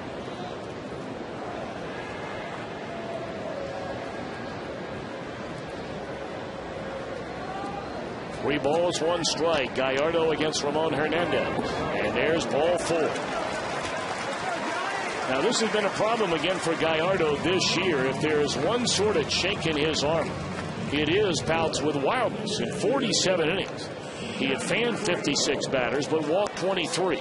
And now he's walked 4 in the game tonight, including 2 here in the 5th. And a lot of it, Tom, is the breaking ball that he's throwing. He's going to get strikeouts and he's going to get outs with that big overhand curveball. But the problem with that curveball is if you don't get swings, you're not going to get the umpire to call those pitches for strikes. The break is too big. You don't see it called a whole lot in the big leagues. Slider, yes. Curveball, no. Now, Johnny Cueto does have 4 hits this year in 15 at bats. The Brewers believe he's going to bunt. He has a pair of those this year. Pulls the bat away, and then strike 1. It hit the back. Starting to save it. You know, Cueto, not all the time, but, you know, more times than not, will put the bat on the ball. We saw that Butcher Boy play used to perfection in that Cardinal series over the weekend. Well, he's not scared of the ball. And when you're not scared of the ball, and you would think that every big leaguer wouldn't be scared, but it's not the case. Well, he pulled the bat away there and took it right down the middle, strike 2. That looked like that big curveball there from Gallardo that fooled Johnny for a second. You're looking fastball here if you're bunting, and you get the breaking ball, you move the bat back. If you hesitate at all, you're beat. And now in this position, Dusty will have him bunting. A strikeout is better than a double play.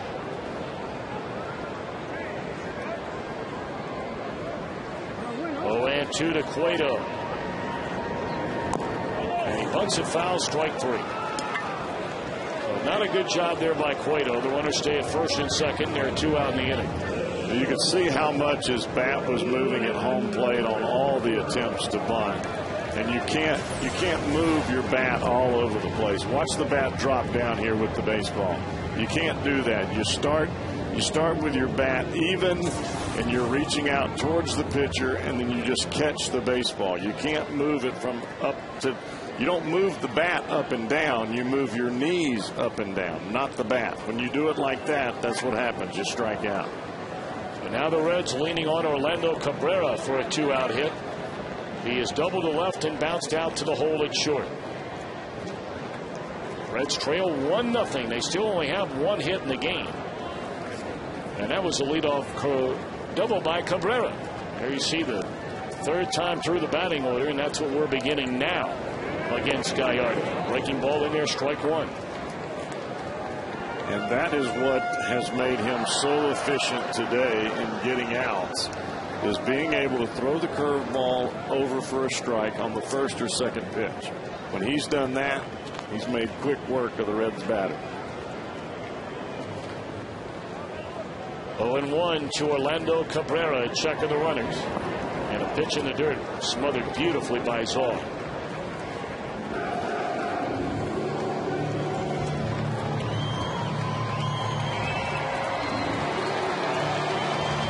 Zaw broke in the big leagues all the way back in 1995 for the Baltimore Orioles. And man, he has bounced around ever since. 1-1 to Cabrera. And it's in the air to right field. Corey Hart waits, and the inning is over. The Reds get a couple of walks. They strand a couple of batters. We play 5, still 1-0 Milwaukee.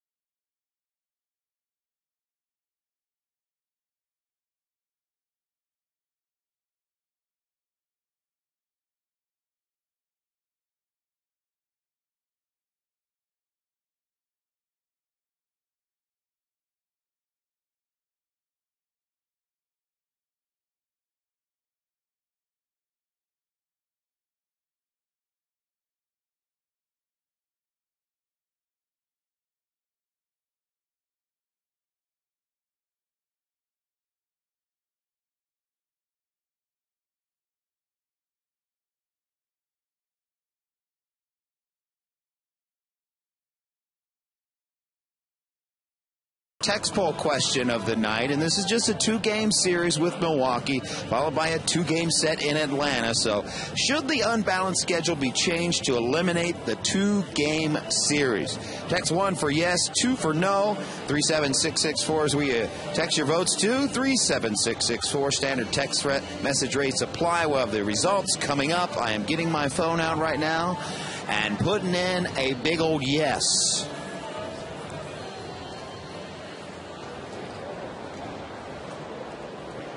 Are you with me? Cowboy?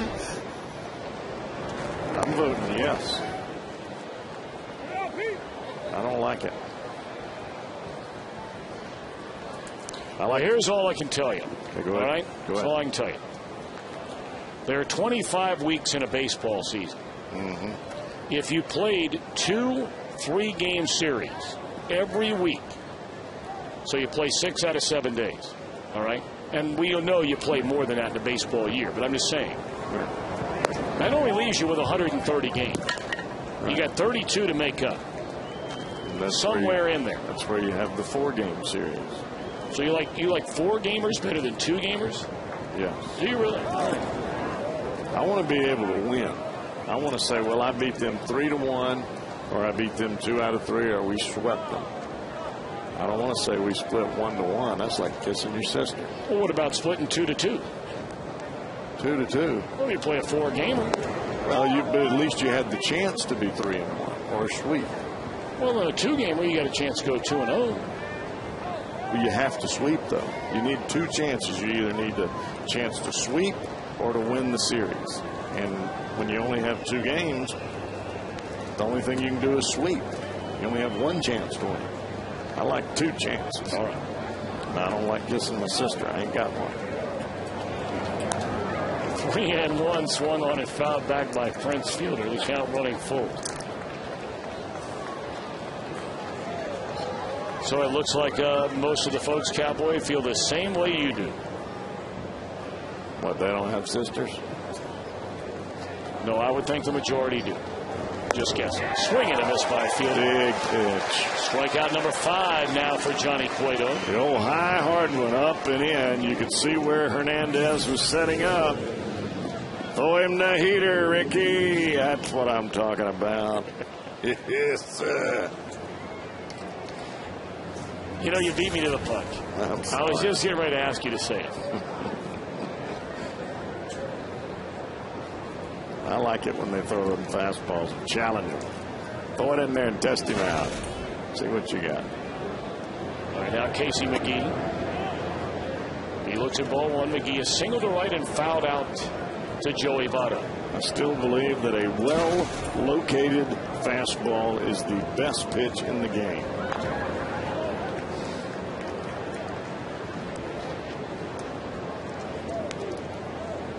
Reds will have Brandon Phillips, Joey Votto, Scott Rowland coming up against Gallardo in the bottom of the 6th inning. A 1-0 game. Gallardo locked up against Johnny Cueto. Gallardo just about at that 90-pitch mark if he hadn't got over it. In the air and playable behind the plate for Hernandez. And right there you got an idea of all the things that can go wrong for a catcher. Trying to field a pop-up directly behind him. He did everything perfectly. Rips off the mask. The helmet comes along with it. But watch what happens with the helmet here. Almost stepped on it. And the reason that it did is because he's holding the mask, and normally that helmet stays inside that wrapping, or inside the strapping, but it did not that time. It fell out, and had he stepped in his hat, that would not have been fun.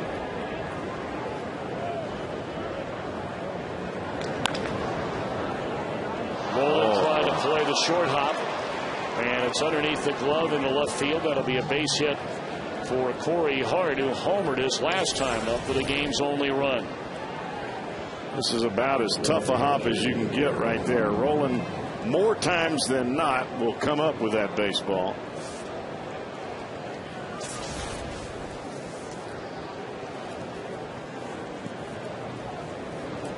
So the inning will continue now for Greg Zaun. Perfect night for him. A double down the right field line in the second inning, drew a walk, and was thrown out at home by Drew Stubbs trying to tag up on a fly ball to center field in the fourth inning.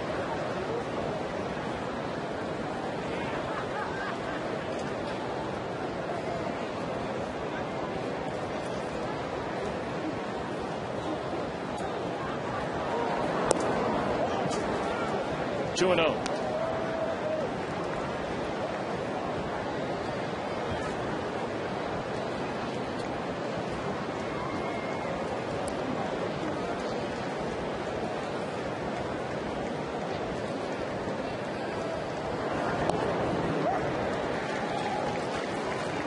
Cueto has come a long way. That's a 2-0 changeup. Started in the middle of the plate, drifted to the outside corner, and great arm speed. You couldn't tell whether it was a fastball or a changeup until the ball got to home plate.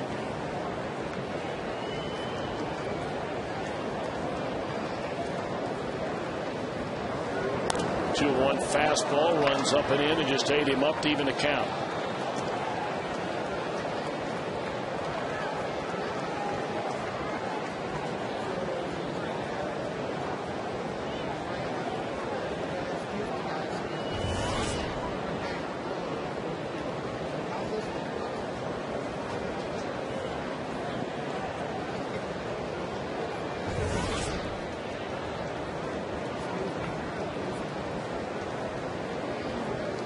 Two and two now to Zahn, and a throw will send the runner Hart back to the bag.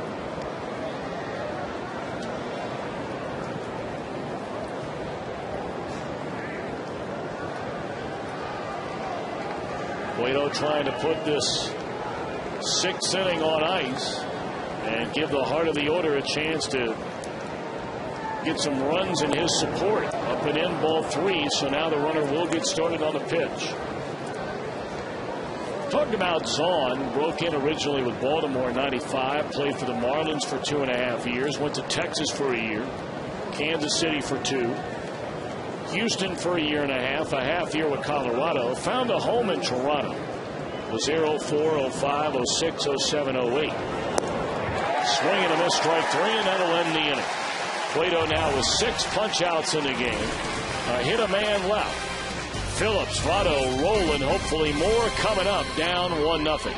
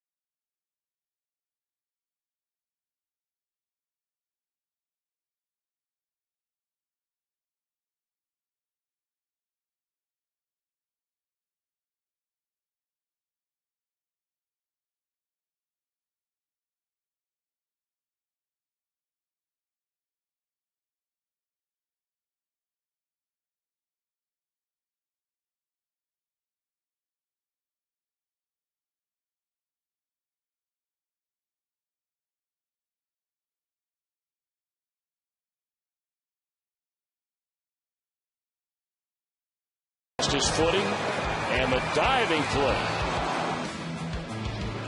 That was the Coors Light Freeze Can, brought to you by Frost Brew Coors Light. So many times you'll hear the ball that's hit right at you on a line is the toughest ball to judge. It's also the toughest ball to catch, and you saw an example of that right there with Jody Garrett. All right, Cowboy, here we go. Only one batter into the third time through the order for Gallardo. It'll be Phillips, Votto, and Roland.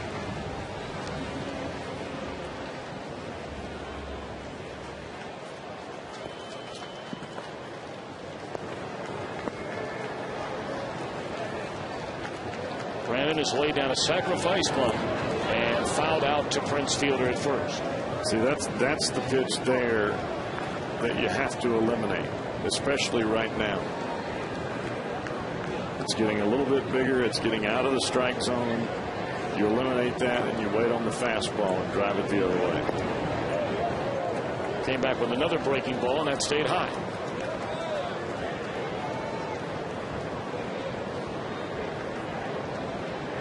So many times during this recent run, the Reds have come from behind to win games. They lead the National League in that department with 11 of them. Toronto the most in baseball. What a good year the Blue Jays are at. 13 come from behind wins. Detroit with 12, and then the two big bombers in the American League East. The Yankees and the Rays each with 11, along with the Reds. 3-1 to Brandon Phillips.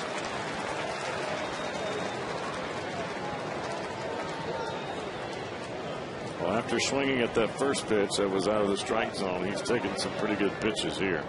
You just got to get base runners and put some pressure on Gallardo, and hopefully he'll make a mistake.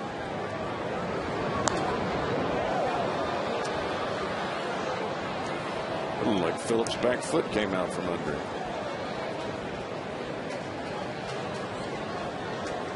Came down to a knee.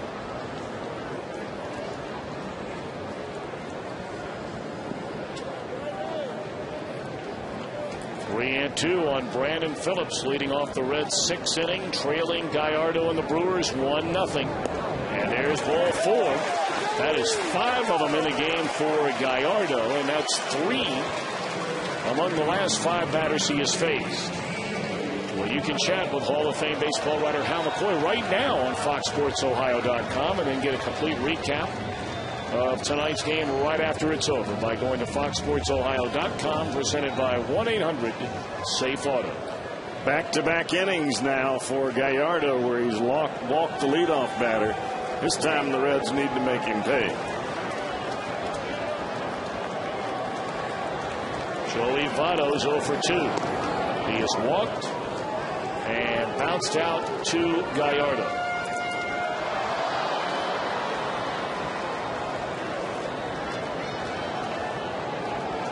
Votto, going into the Cardinals series, was batting .372 in the month of May. But he had 1 hit in the 3-game series and 0 for 1 here tonight. Started 2. Did he go? They don't even appeal. 1-1 to Joey Votto.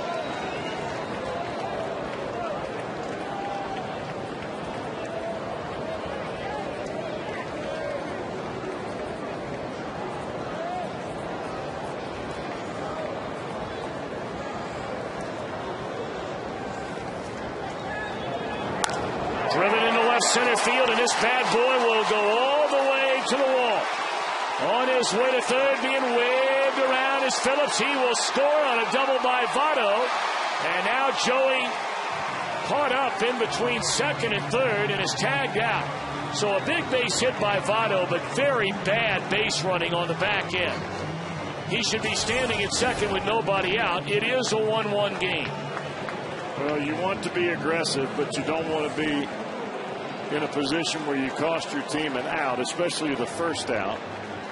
Phillips is going to score easily, and as Votto rounded second base, I think he thought that he had plenty of room to go around second, but you also have a right fielder that comes in and covered second base, and that's what messed him up. So now Scott Rowland, bases empty. But we begin anew here in the bottom of the 6th, and Rowland down a strike.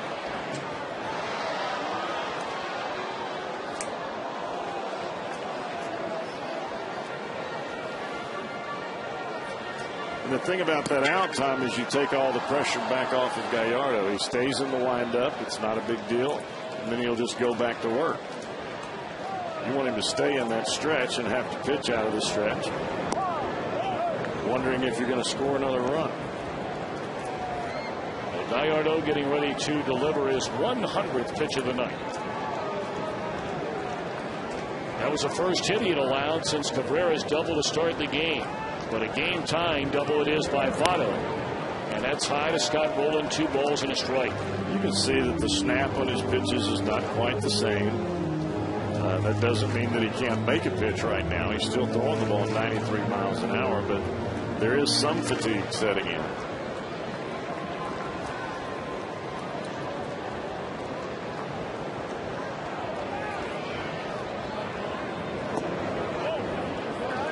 Boy, clearly that command has eluded him over the last 2 innings.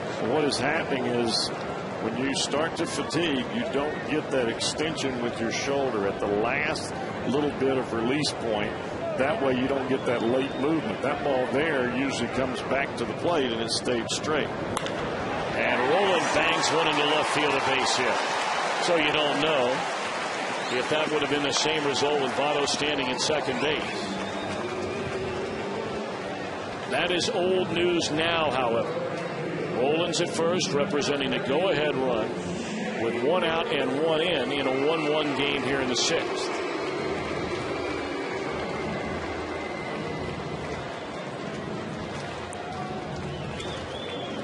Greg Zaun visits a mound. A few bodies beginning to walk around beyond that right field wall in the Milwaukee Brewer bullpen. No one, however, yet up and throwing. And about 4 or 5 guys stand up roughly the same time. You thought for a minute maybe somebody would start to get loose, but not yet.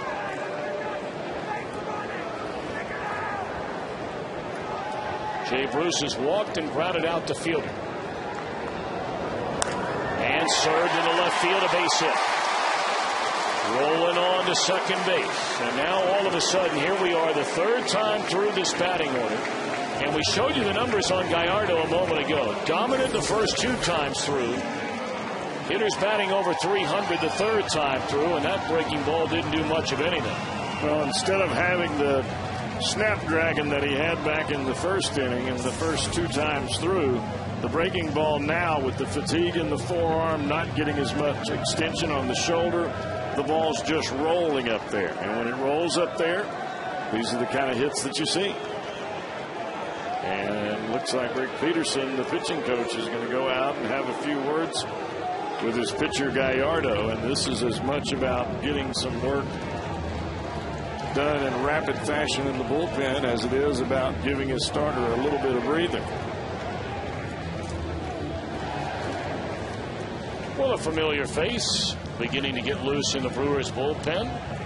Broke in, of course, with the Reds, right-hander Todd Coughlin.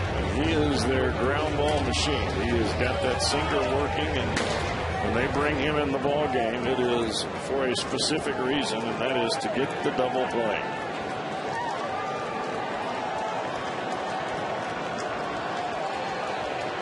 And now Johnny Gomes. He fouled out to fielder in the 2nd inning. Drew a walk in the 5th. 2 on, 1 out of a 1-1 game. And a breaking ball, a good one there from Gallardo on the inside corner, a strike.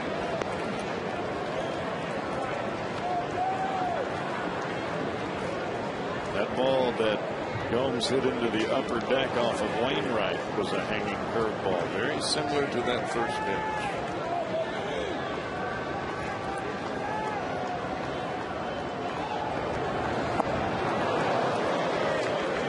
That was the best breaking ball he's thrown in the last couple of innings, wasn't it, Cowboy? Yeah, he really stayed back on that one, got his arm up in a hurry.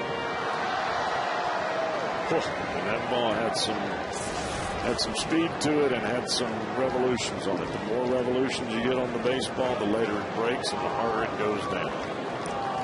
0-2 now to Johnny Gomes. Rowland and Bruce aboard, and another breaking ball that is grounded foul.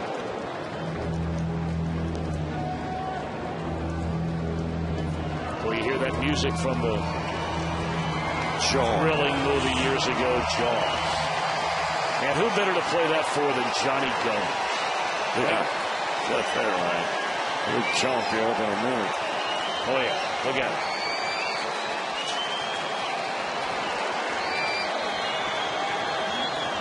And 2 to Johnny Gomes. Fastball is high. The curveball that Gallardo is throwing puts a lot of fatigue on the forearm as the game goes on. Early in the ball game, no big deal. now that you're in the 7th inning, 6th inning, and you've gone through the lineup here for the 3rd time, those fingers are a little bit stiffer, and so is the shoulder. 1 ball, 2 strike pitch. And a breaking ball, a strike 3 called on the inside corner.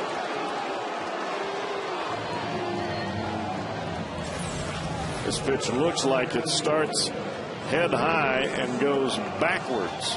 Instead of breaking to the outside corner, it backs up and drops on the inside corner. And you got a catcher that's been around now since about the days of Moses. He did a pretty good job of framing that pitch.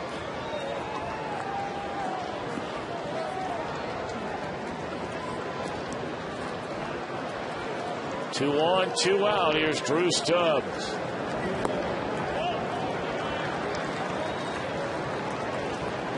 Moses was a mighty good player. One of the all-time greats. Yes, he was. One hand to Stubbs. How many big hits has Drew Stubbs delivered? Oh, for a guy hitting right around 200. I was just thinking of that. He has so many big hits. Looks at a strike there, and of course it was, if I'm not mistaken, his 6th inning the other night. It was in Game 2, Saturday night, the Civil Rights game, when he broke a 2-2 tie with a 2-out, 2-run triple to right center field. Runners were at 1st and 2nd then.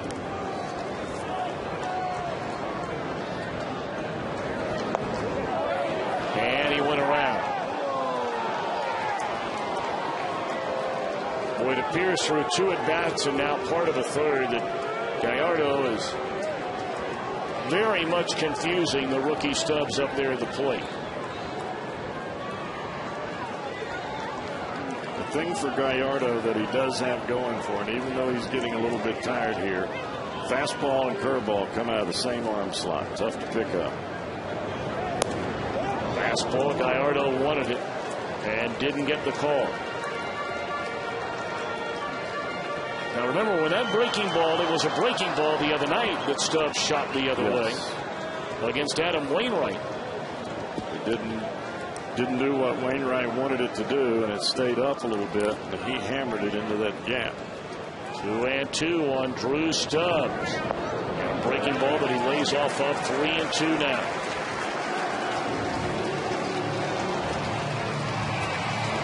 All right, if you're Gallardo, 3-2, 1-1 game.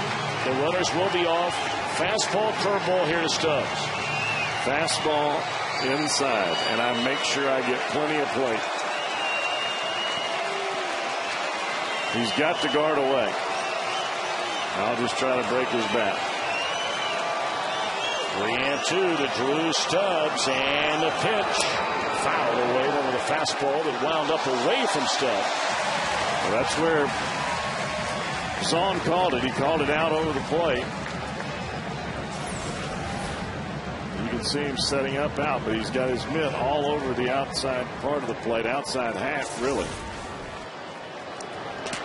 Because you got to have a strike here. You don't want this pitch to be out of the strike zone.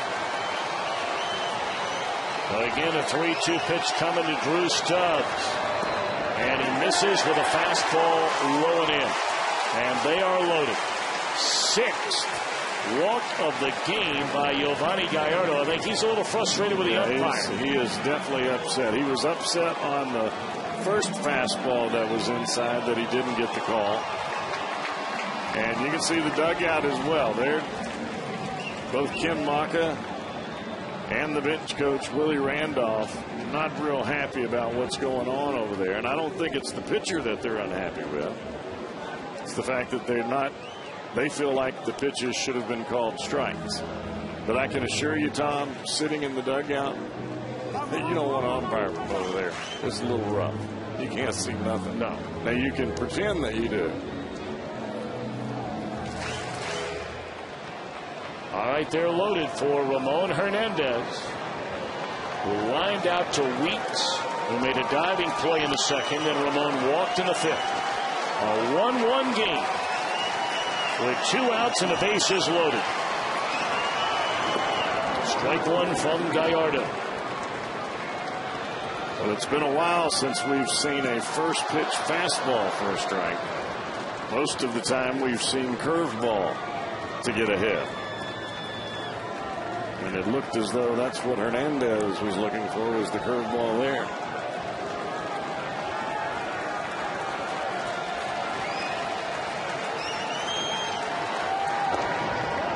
One and one. Back-to-back fastballs in this at-bat to Ramon Hernandez.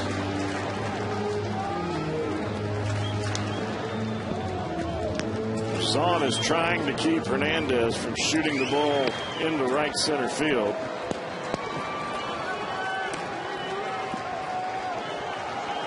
Hernandez has done that so well. Curveball here.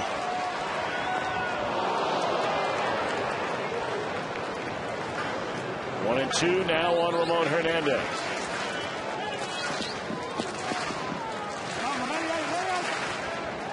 Reds have tied the game here in the 6th inning. A leadoff walk to Brandon Phillips. Joey Votto knocked him in with a double, but Votto thrown out in between 2nd and 3rd in a rundown. Then the Reds started this rally. A single by Rowland, single by Bruce. 1 out later, a walk to Stubbs. So in this 1-1 game, they have him loaded with 2 away, and Hernandez now trying to knock in a run behind in the count. 1 and 2. And blocked nicely by Zahn. Boy, he's very good back there blocking those breaking balls in the dirt. And you can see from the angle that they gave you there, the arching of the back for Gallardo. He is trying to get everything he can on that breaking ball. The more you arch your back, the more the ball goes down into the dirt. Well, this figures to be what they call the action pitch in this at bat. Gallardo would prefer to stay away from 3 and 2 with the bases loaded. So here comes a 2-2 to Ramon Hernandez.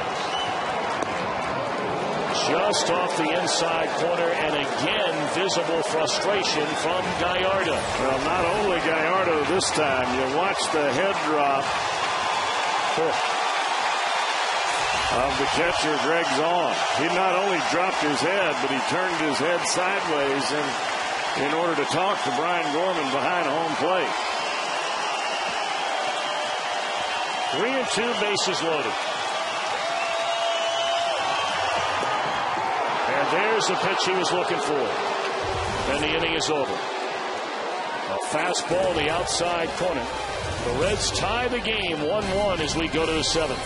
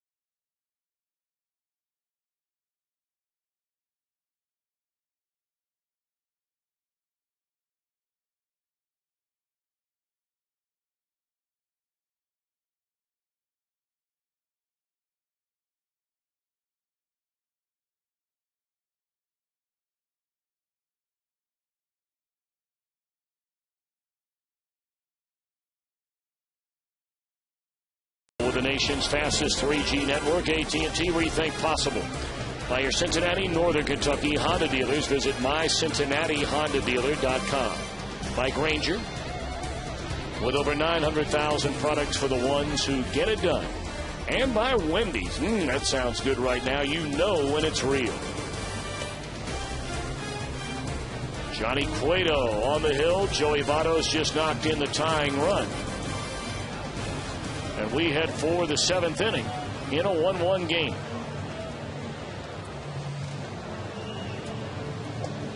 Cueto will begin this 7th inning at the 91 pitch mark. Gallardo knocking on the door after nearly a 35 pitch inning of 120 in the game. It's going to be tough for Gallardo to go back out there. I can't believe they would send him back after that inning and as much fatigue as he had. Can't believe that they would even think about sending him back out there. Now his spot is due up second, and already Joe England, the pinch hitter, is standing in the on-deck circle. So 8-9-1 for Cueto. No fooling around here in this inning. Get his team right back up to the plate. Here you get a look at England. And Cueto begins the inning against the number 8 hitter Jody Garrett, 2-0. You can't afford to fool around here, because if you get Garrett or England, whoever it is that's going to hit for Gallardo, if they get on base, you get closer to Ryan Braun with a runner on, and you don't want that to happen.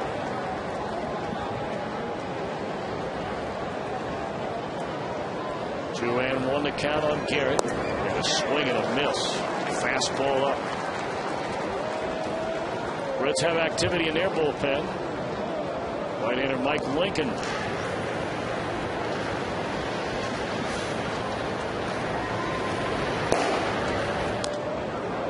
You know, a lot of these guys recently, you forget that they're even in the bullpen. The Red starters have been so good. 3 complete games in the last week. I mean, guys like Herrera, Lincoln, Micah Owings have gotten, forget a little bit of action, they have gotten 0 action virtually. Well, the worst thing for your bullpen is no work. It's worse than too much work. Too much work you can handle. No work you can't handle. Swing and a miss, and nothing but gas here from Cueto at 95. Let me hear it, Cowboy. Throw him the heater, Ricky. That's a blue by you right there.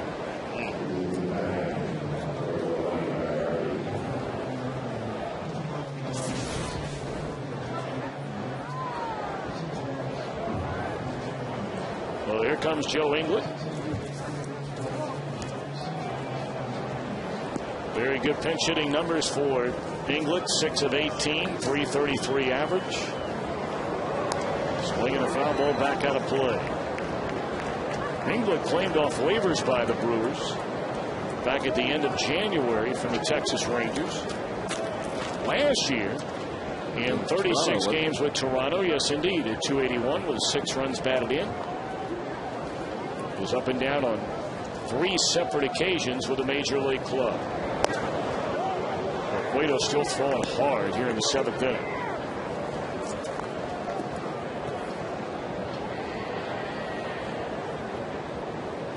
Well, it's much easier to pace yourself and to continue to keep that arm stretched out and get that good extension when you don't throw 35 pitches in the 6th inning.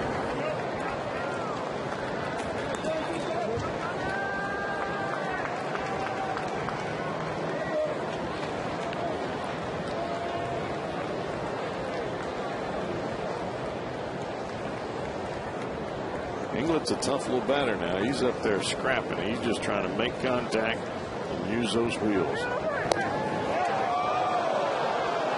Didn't miss by much here with that 94-mile-per-hour fastball, but he did miss. 2-2 now to England. Ricky Weeks on deck. 1 out, nobody on. We're in the 7th. Cueto and Gallardo locked up in a good one. Cueto still in the game. The night is over for Gallardo.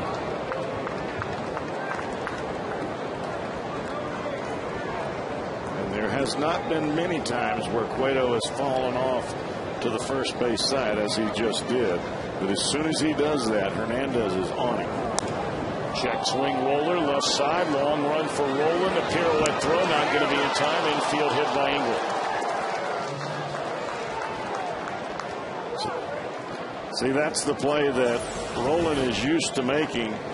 But you see the way that he's going. He's going towards second base. You can't make the play going that way. You have to be going towards the mound or towards first base in order to cut that ball off. Otherwise, it's got to be Cabrera's.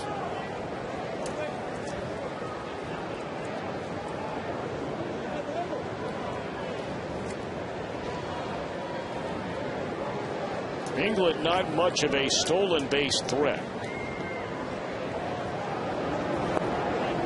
I mean, the Brewers' running game under Ken Maka has been virtually non-existent. They're playing for the long ball. They're playing for Ryan Braun and Prince Fielder to hit the ball out of the ballpark. Now, they have been a little bit better this year, and certainly their success percentage is among the best in all of baseball. I mean, this year they're running a lot more than they did in the past. They've attempted 28 stolen bases, I beg your pardon. They've only been thrown out 5 times. It's pretty good.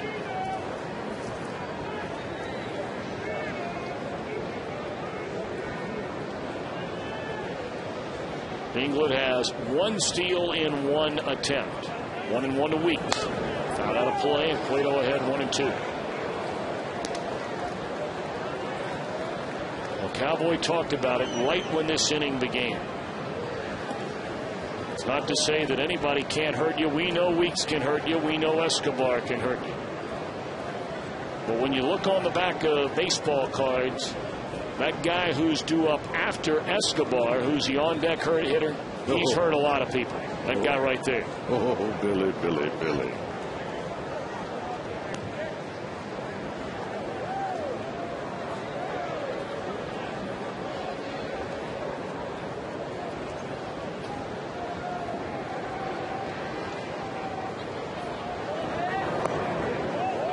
Two and 2 on Weeks.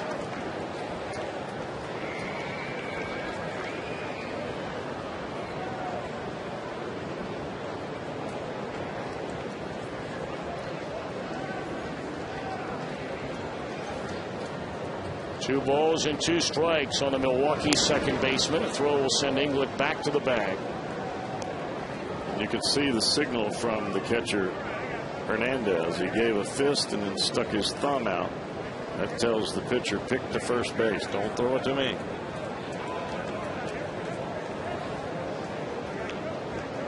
Two and 2 on Weeks. In the air. Right field playable for Jay Bruce. Should be the second out, which it is. And England stays put. And here comes Escobar.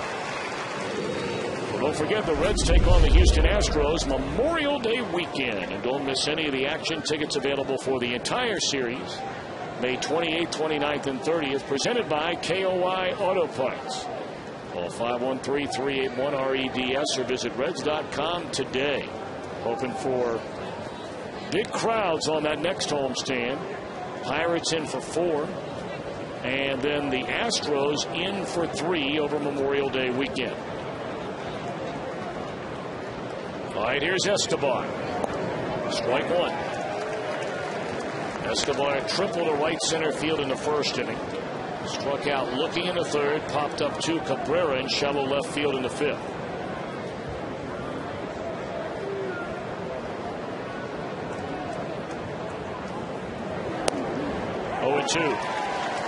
Well, that's about as good as it gets right there. A sinker, a 2-seamer running in right on the inside corner, and then you come back with a slider at 88 where that pitch is, right at the bottom of the strike zone, right at the hollow of the knee, splitting the outside corner in half.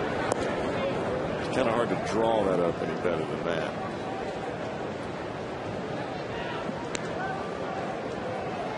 But in this game, you get 3. So you got to make one more pitch. We got to believe this will be the final pitch, final batter of the night, more than likely for Cueto if he's able to retire in the spot due to lead off the next inning. And this should take care of him. So how about Johnny Cueto? Great job. Off a 1-hit shutout his last start. Allows 1 run, 7 hits tonight. Let's see if the Reds can score, nail it down, and get that young man a well-deserved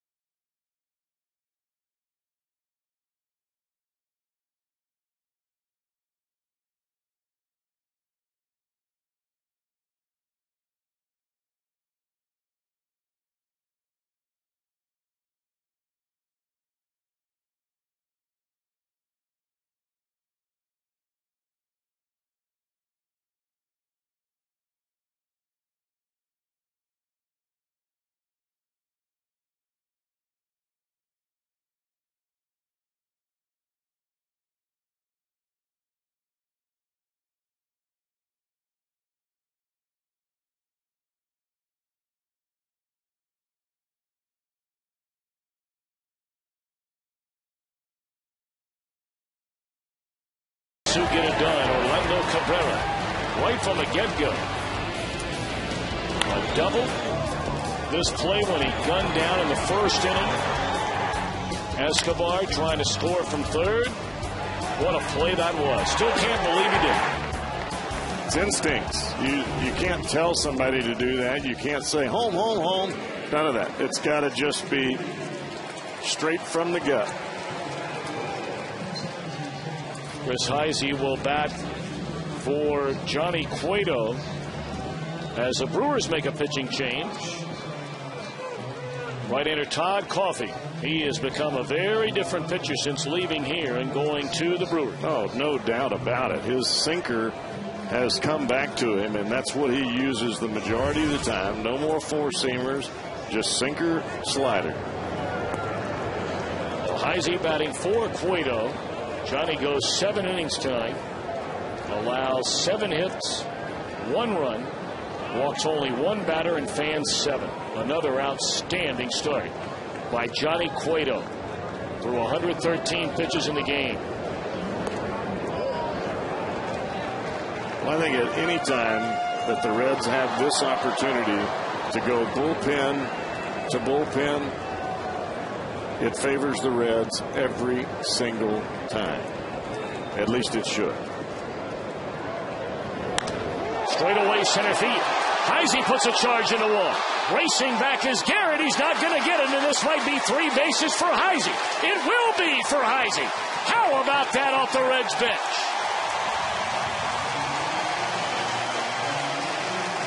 Cowboy, I know you like this young man a whole lot. You've been talking about him since spring training. Well, you don't find a kid that has more class than Chris Heisey off the field. And I really believe, Tom, that because of the way that he lives his life and the way that he carries himself, he feels no pressure when it comes time to play the game. Regardless of the situation, he's relaxed. He's confident in his ability. And then when he gets his opportunity, he cashes it in, and he just cashed in a triple. All right, now the Reds have a chance to get their first lead of the game. Infield in for the Brewers at all 4 positions. McGee, Escobar, Reeks, infielder, and here's Cabrera. He looks at a fastball, strike 1.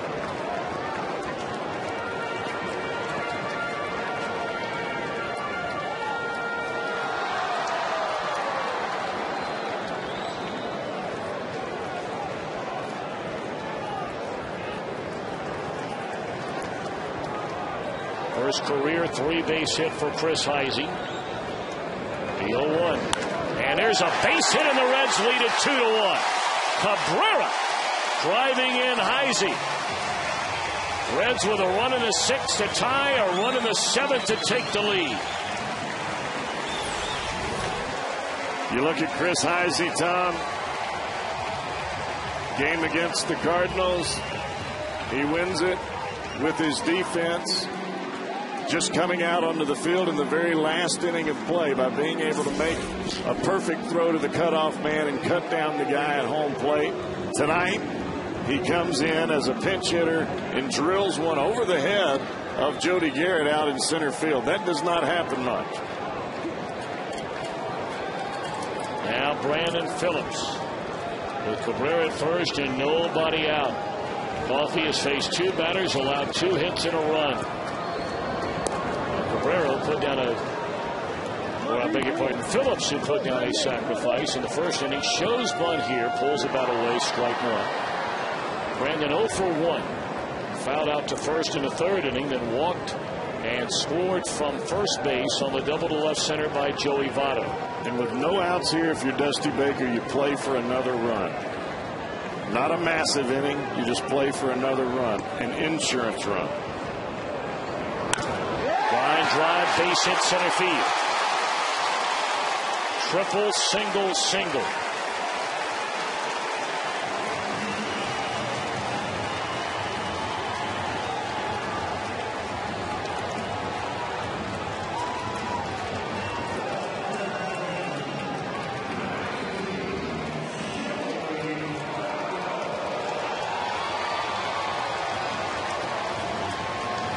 Don't try to do too much. Just keep the line moving.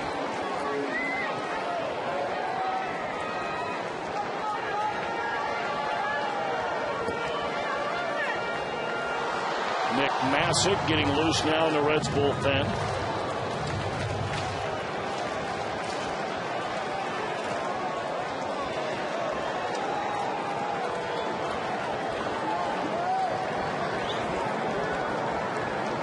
Joey Votto digging in, and that one's lined into right field, a base hit. They are going to hold Brandon at third, or Cabrera at third, and Brandon Phillips is in a rundown. Wow. Votto goes into second. Mark Berry clearly had the stop sign up on the lead runner Cabrera. Phillips must have been assuming that the runner would be waved around, and he just ran too far around the second base bag. Man, 2 base running errors big time tonight. Phillips did not pick up the third base coach. He was turned backwards watching the right fielder, and that's what got him in trouble.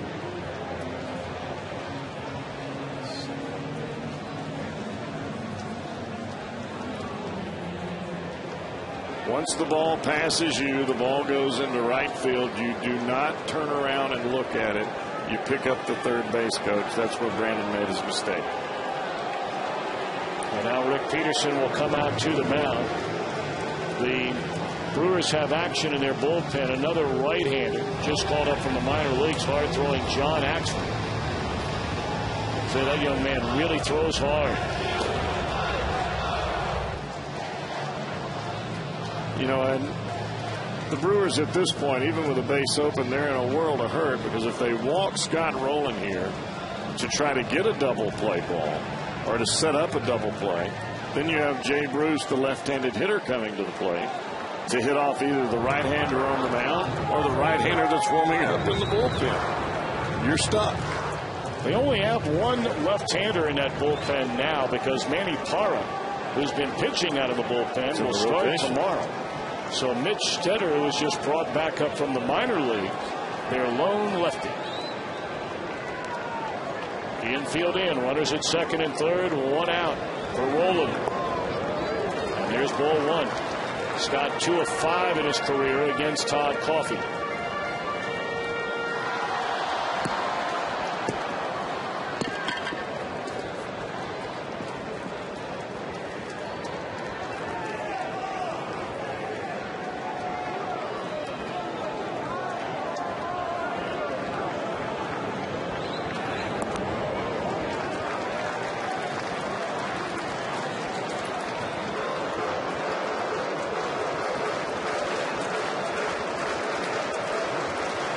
Pitches that Coffey is delivering to Rowland are down, and they are moving. He is trying to sink the baseball to get Rowland to put the ball on the ground.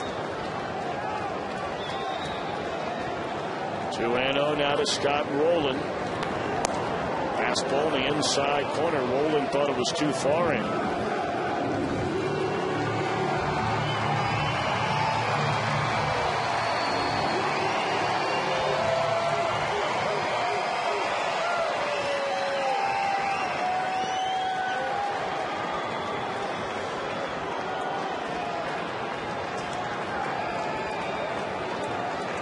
Cabrera, the runner at third. Votto on at second. 1 out, 2-1 on Rowland.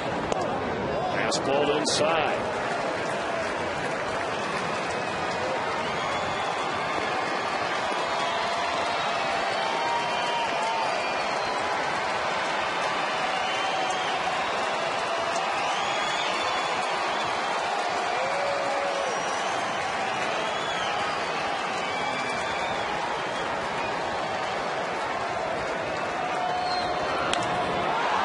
Ball center field.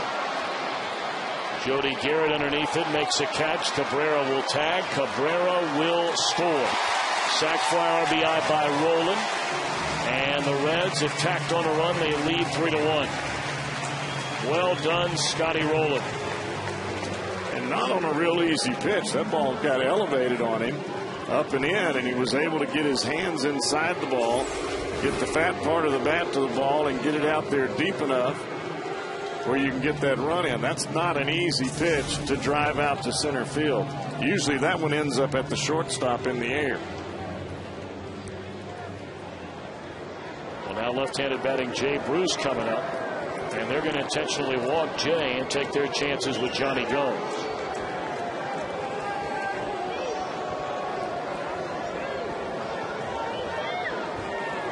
And from a Reds perspective, Tom, I kind of like this move for the Reds. Johnny Gomes is a fastball hitter. He likes the ball middle in. That's where Coffey throws the baseball.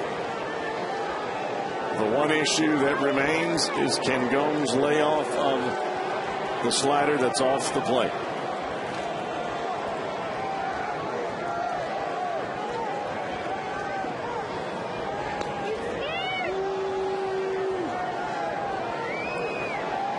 It's amazing how much you can pick up by watching a player when they're really going well. But even an at-bat, or maybe only one at-bat, or a trip to the plate. You heard over the weekend, we talked about our conversation with Tony La Russa, and how he said, this Johnny Gomes, he catches your eye right from the get-go. Said, saw him a little bit last year. Said, but right now, playing like every game is his last game. He said, those guys are dangerous. And then we had Ernie Banks up here, who never watches Reds baseball. Saw Johnny Gomes in just 2 at-bats that night and said, man, this guy looks like a player. And in that same at-bat, he blasted that home run in the second deck.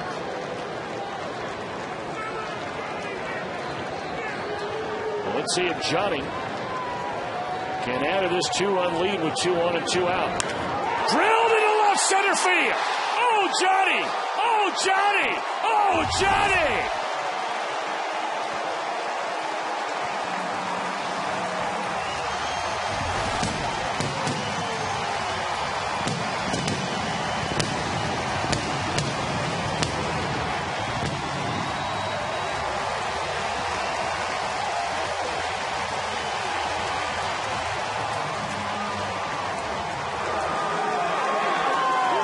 You said it, Cowboy. That's his wheelhouse. And boy, he unloaded. This will be a curtain call for Johnny Gomes. If he ever gets through the high fives in the dugout. He's fired up. And you never really know until the action is done. You still have to execute. It's not that easy to hit a home run. But the fact still remains, he's a sinker ball pitcher. They go away, and it runs right over the honey hole, and he lets it fly. And Johnny giving the crowd a curtain call indeed. And the very next batter, Drew Stubbs, drilled with a 94-mile-per-hour fastball. Nick Massett will pitch the 8th inning.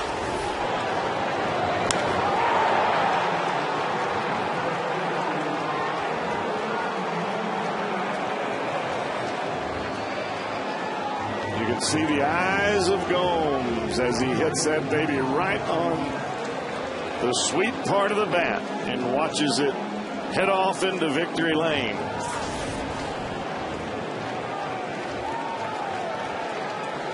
He's fun to watch, man. I mean, he's not going to stay this hot forever. But I'll tell you one thing. But you ride him while he's hot. He brings so much life to this team. There are a lot of intense players on his team. There are guys that care on his team. Well, Gomes one of the few who visibly you see it, a very emotional player. And I think that is what you're starting to see now is guys realize that it's okay to show a little emotion. It's okay to go out there and get yourself dirty and get after it. Fly ball into right field will be caught by Hart. How about that? I don't know if the Reds were hitting and running there, but after Stubbs got drilled with a pitch and a 5-run lead, he was gone. Oh, Johnny.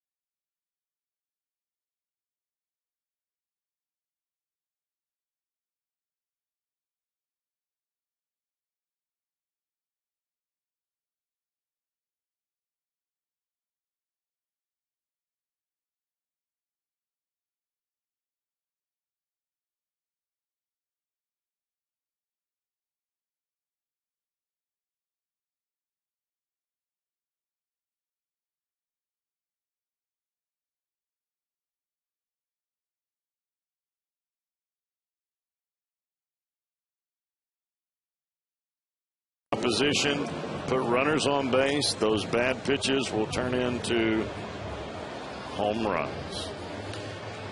As he remains in the game at left field, you got to look at Johnny Cueto, now in line to pick up his 3rd win of the year. Cueto outstanding again here tonight. And now Nick Massett. He was warming up when it was a 1-1 game, a 2-1 game, a 3-1 game. And now comes in with a 5-run lead after the 3-run bomb by Johnny Gomes, and the night is over for Johnny.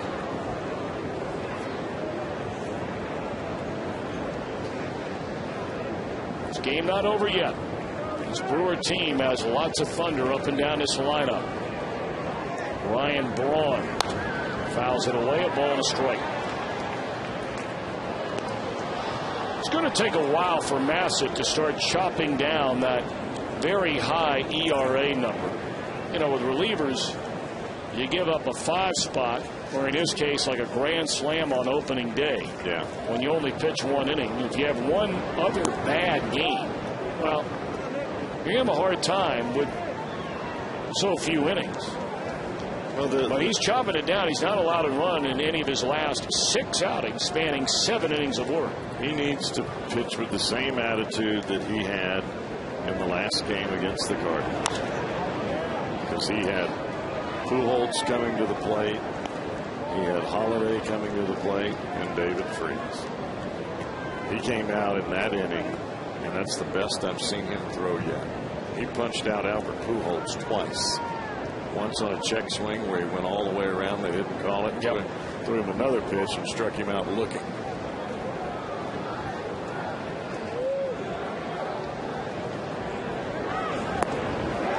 There you go. That's what I'm talking about.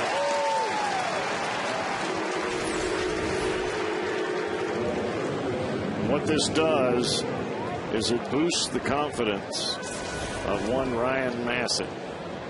You come out, Nick Massett, excuse me. His friends call him Ryan. Yeah, when you strike out a guy like Ryan Braun and you get Albert Pujols, you start feeling a heck of a lot better about yourself. I'm sorry. I had to do that to you. It's all right. I do it every night 2 or 3 times, and then wait for somebody to do that to me. It's all right. I got some dust prints on my back.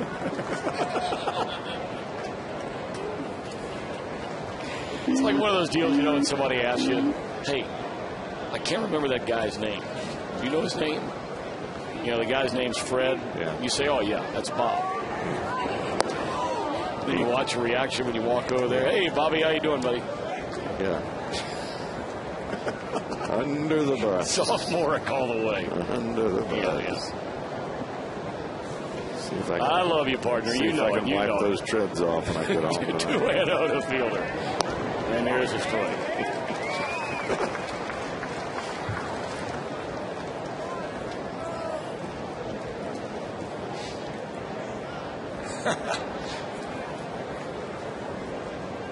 I'm sorry. I thought it was That funny. wasn't nice. I thought it was funny. Yeah. Base hit in the center field by Fielder. Prince with a hit now in 4 at-bats tonight. There's a lot of people wondering about Prince Fielder. You know, Cowboy, this guy has been among the best players in all of baseball, really since he arrived in their minor league system. Came up initially in 05. Last year at 46 home runs, led the league with 141 RBIs. They gave Ryan Braun that long-term contract. And, you know, Fielder, who cannot become a free agent until after next year, has still not been signed.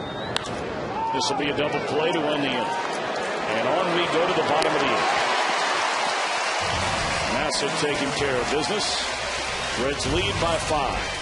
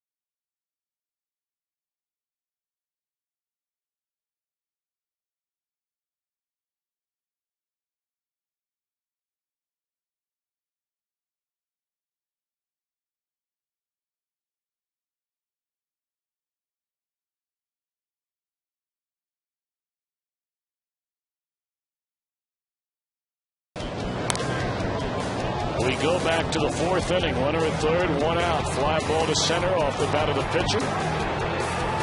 Greg's on trying to score and gunned down by Drew Stubbs. And normally, Tom, that's an automatic run scored for the opposition. But because of the speed and the fact that Stubbs got behind the baseball, charged through it, and made a perfect throw to home, which was probably a good 10 to 15 feet on the home plate side of the pitcher's mound. It takes a nice candy hop to Hernandez.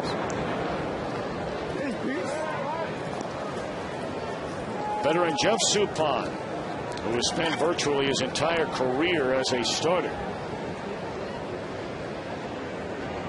now doing mop-up work here in the Brewer bullpen in a 6-1 game in the bottom of the 8th inning. They're hoping Suppan can get it back together again. It's not been a pretty year and a half for Jeff Suppan.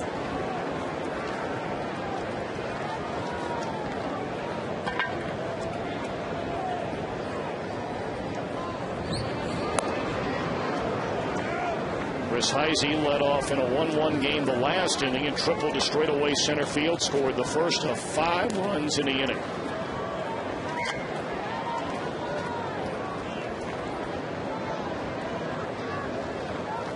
Reds continue with that comeback philosophy. It's amazing. In the air, foul ground. Theodore will get there, one away. We'll take the Reds with you on the road this season by subscribing to MLB.tv today. So visit Reds.com to order and get more details. MLB.com, baseball everywhere. If you're a starter on this Reds club, you should never give up. If you give up a couple of runs early, that should just make you pitch that much harder, because you know the Reds are going to give you some runs sooner or later. Comeback kids. Cabrera on the ground to Weeks. Bobbles it. Still throws him out, 2 away.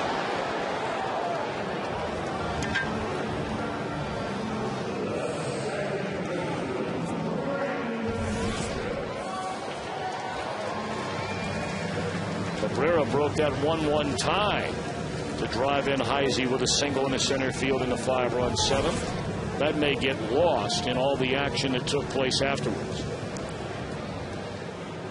Most of the action off his bat.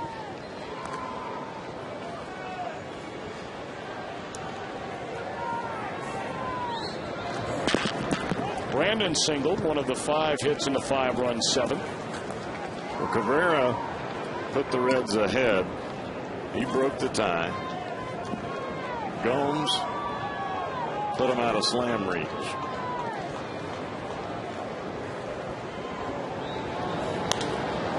High pop up. Weeks underneath it, and on we go to the 9th. Reds trying to put it away. Leading the Brewers 6-1.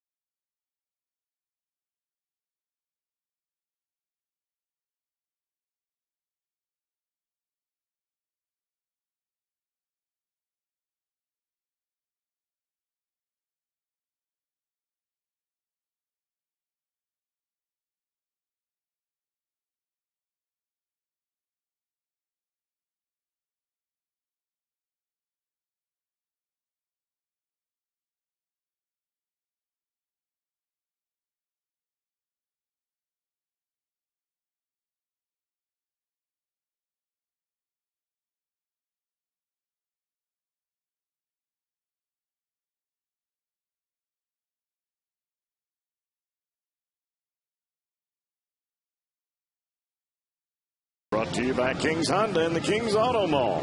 Visit KingsHondaUSA.com. All right, Reds now 3 outs away from winning the opener of this 2-game set with Milwaukee, and on to try and nail down the final outs. Left-hander Daniel Ray Herrera.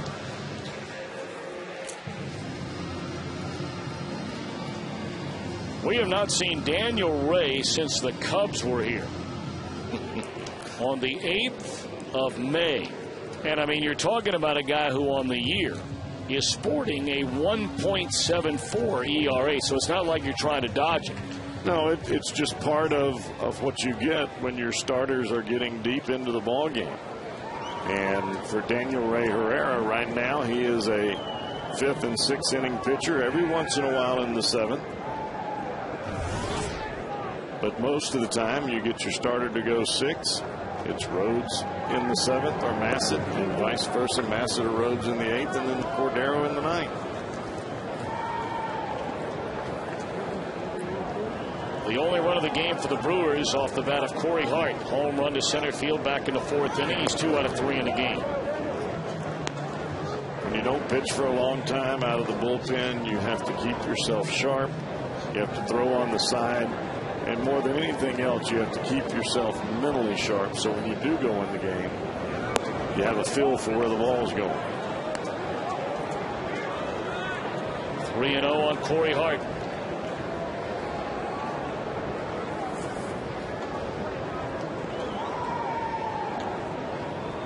You know, we were talking about Nick Massett's ERA, and after a bad outing or 2, and really there were 4 or 5 guys that had those kinds of outings over the first 2 weeks of the year. So the bullpen ERA ranks 12th among the 16 teams in the National League. But as that one is hit high into left field, Heisey drifting back, and Hart is homered for the 2nd time in the game. I was just starting to say the bullpen had only allowed 1 run in their last 12 innings. Now 2 runs.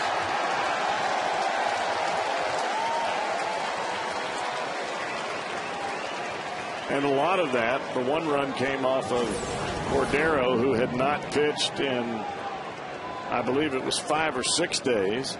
And you're looking at Herrera in tonight's ball game, who hadn't pitched in, geez, has he pitched in May?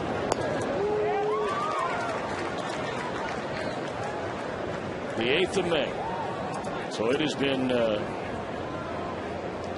9 days for Mr. Herrera.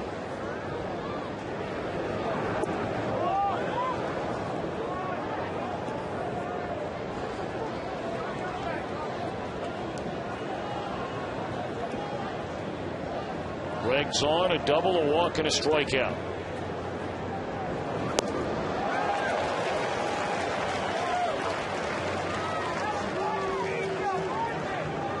It's just awfully difficult when you haven't been out there in some time to get things feeling right, get that ball coming out of your hand the way that you want it to, especially for somebody like Herrera, who relies on a screwball and a breaking ball, and more about changing speeds and using a trick pitch than he is about overpowering the hitter. Hey, by the way, we forgot to wish Nick Massett a happy birthday. Happy birthday, Nick. 28 years old today. Happy birthday indeed. Nice job, too, by the way. That is a fair ball down the left field line by Zahn. So a home run and a double given up by Daniel Ray Herrera, and the Reds now have their closer, Cordero, getting loose in the bullpen. I would imagine we'll see Brian Price maybe go out and talk to Herrera in a moment, especially to give Cordero enough time to get loose if it is their intent to use him if this turns into a save situation. It is not at this moment. Make your reservation for the Front Gate Outdoor Luxury Suite. Great spot located directly above the owner's suite behind home plate. Covered outdoor area where you can host your group of 30 to 48 people for all one inclusive price. Call the Reds Group Sales Department 513-765-7600. Jody Garrett. With a runner at second and nobody out. And Daniel Ray ahead 0-2.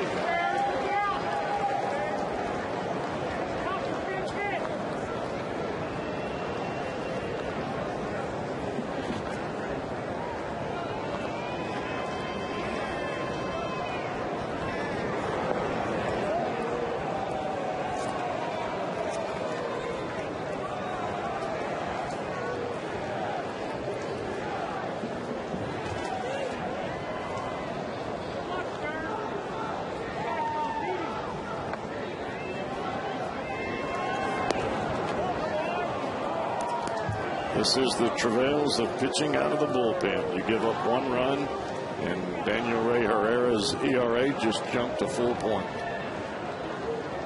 Yep, it's just part of it.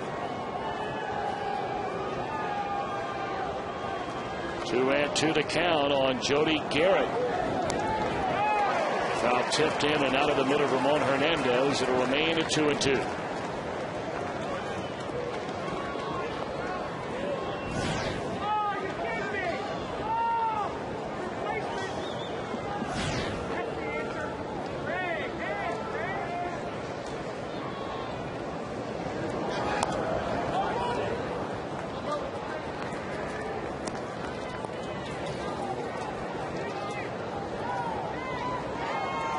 Only one final over in the American League tonight. Kansas City over Baltimore 4-3. Yankees and Red Sox getting together tonight in the Bronx. The Yankees have beaten Boston 13 of the last 16 meetings. And it's a one-run game tonight with the Yankees ahead 7-6. A roller down to Votto, and that's out number 1 in the ninth. On to third base goes Saul. You look at the bench for the Brewers, they don't have a right-handed hitter to come off the bench. They don't even have a switch hitter to come off the bench. All 5 hitters, all left-handed. Greg Counsell will step up there and bat for Jeff Suppan.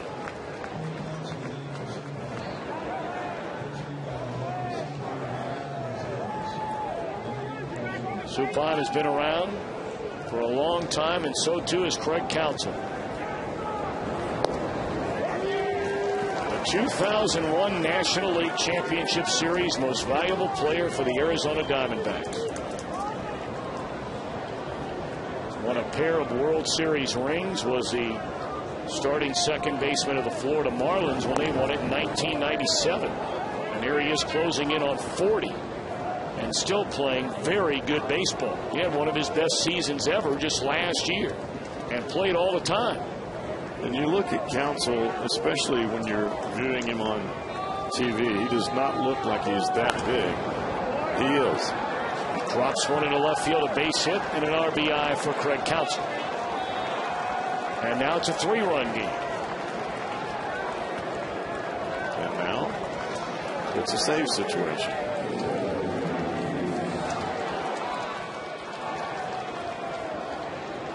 Well, Daniel Ray Herrera has not pitched in nearly a week and a half and trying to shake off a little rust. Unfortunately for him, it's meant 4 batters, 3 hits, 2 runs. He'll hand the ball to Dusty Baker. Our Skyline Chili call of the bullpen brings on the one-time Brewer, now Reds closer Francisco Cordero.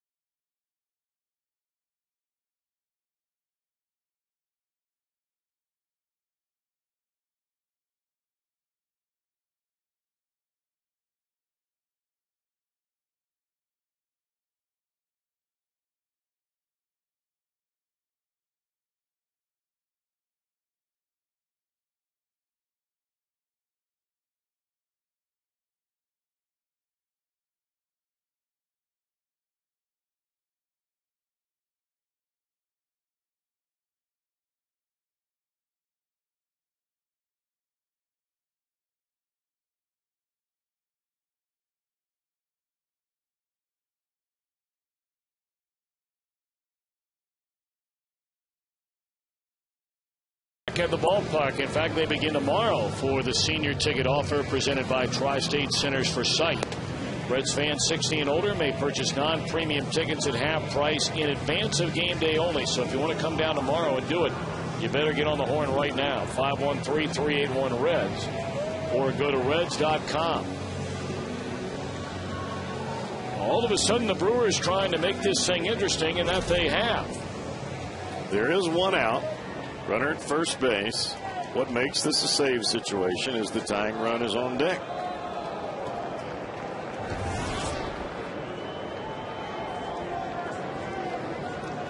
Well, Ricky Weeks the batter, and let's not forget we're only 2 hitters away from Ryan Braun. I mean, there can be zero fooling around now by Cordero with Weeks and Escobar and 2 more outs to go. We talked about it wasn't over when it was 6-1 in the 8th. This Brewer team is a scary bunch offensively. Now, granted, they have not done much tonight, at least so far. But you don't want to give them a chance to be there. No, you don't. That's when they rise to the occasion. You want to leave them over there thinking about it. Now, Cordero has struggled this year in terms of getting ahead of batters. Command standpoint has been a little bit shaky. And it's either been too much work or not enough.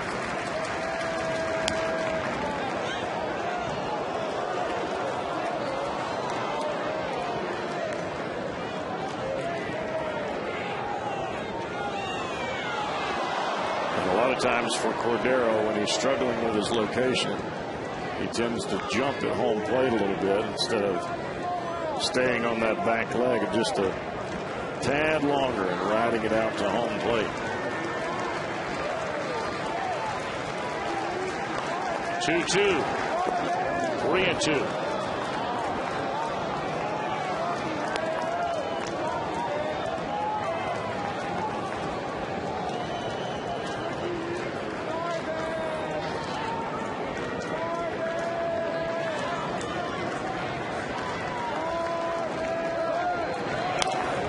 In the air, shallow right field, should be the second out, and it is. 1 more to go for Francisco Cordero.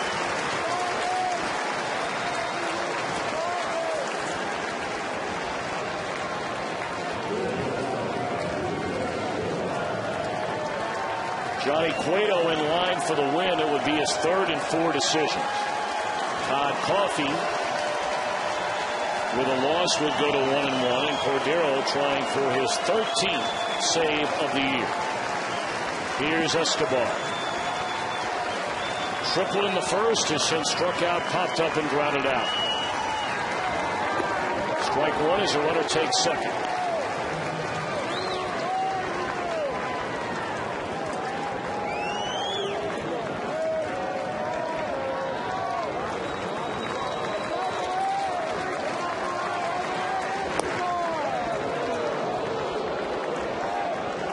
Counsell going down to second base, that eliminates any force. So anywhere the ball is hit, it will have to be a throw to first base to get the out if it's on the ground. Hit off the end of the bat, foul, and now Cordero ahead at 1-2.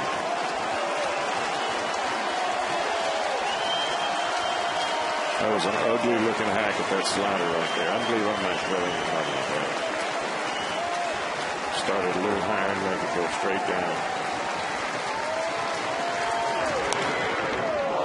Served up the middle. Phillips able to backhand throw too high. An infield hit by Escobar, and now all of a sudden the Brewers will bring the tying run to the plate in the form of Ryan Braun.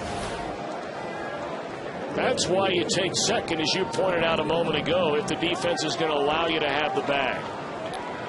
And in that situation, if Counsell had not taken second base and had he been standing at first, that would have been a piece of cake play for Brandon Phillips. He would have just shuffled the ball to Cabrera and the game would be over. But instead, Ryan Braun comes to the plate and everybody's biting their nails. And a lot of pacing around in that Reds dugout. You felt so good about the 5-run lead coming into the 9th inning, and did not suspect you would have what you have right now. A 3-run game with 2 on and 2 out, and Braun the batter. Low ball 1.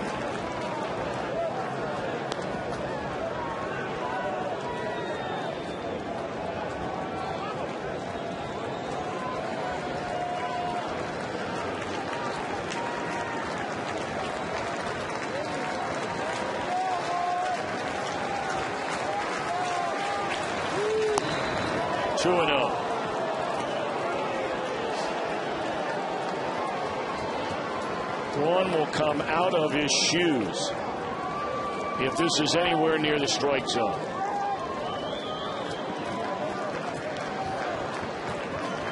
Six home runs, 28 knocked in on the year for Ryan Braun. Wow. And Braun a little upset, I think, with a call. I think he felt that was ball 3. Looked like a pretty good fastball. It was supposed to be away, but it ran all the way back across the plate. I think he was upset because of the fact that the ball was dropped. That looks like a ball, but it was a strike. 2-1. And they appeal on a check swing. Yes, he did indeed. And the runner takes second base, Escobar. So that 2-0 pitch got you that strike right there. But this third one, you're going to have to earn it, whether it be the fastball in or another slider, and I have a feeling Cordero is going to go back to the slider here. 2-2 to Braun. 2 outs, 2 on. In the air, right field. Bruce coming in, and the Reds hang on to win it.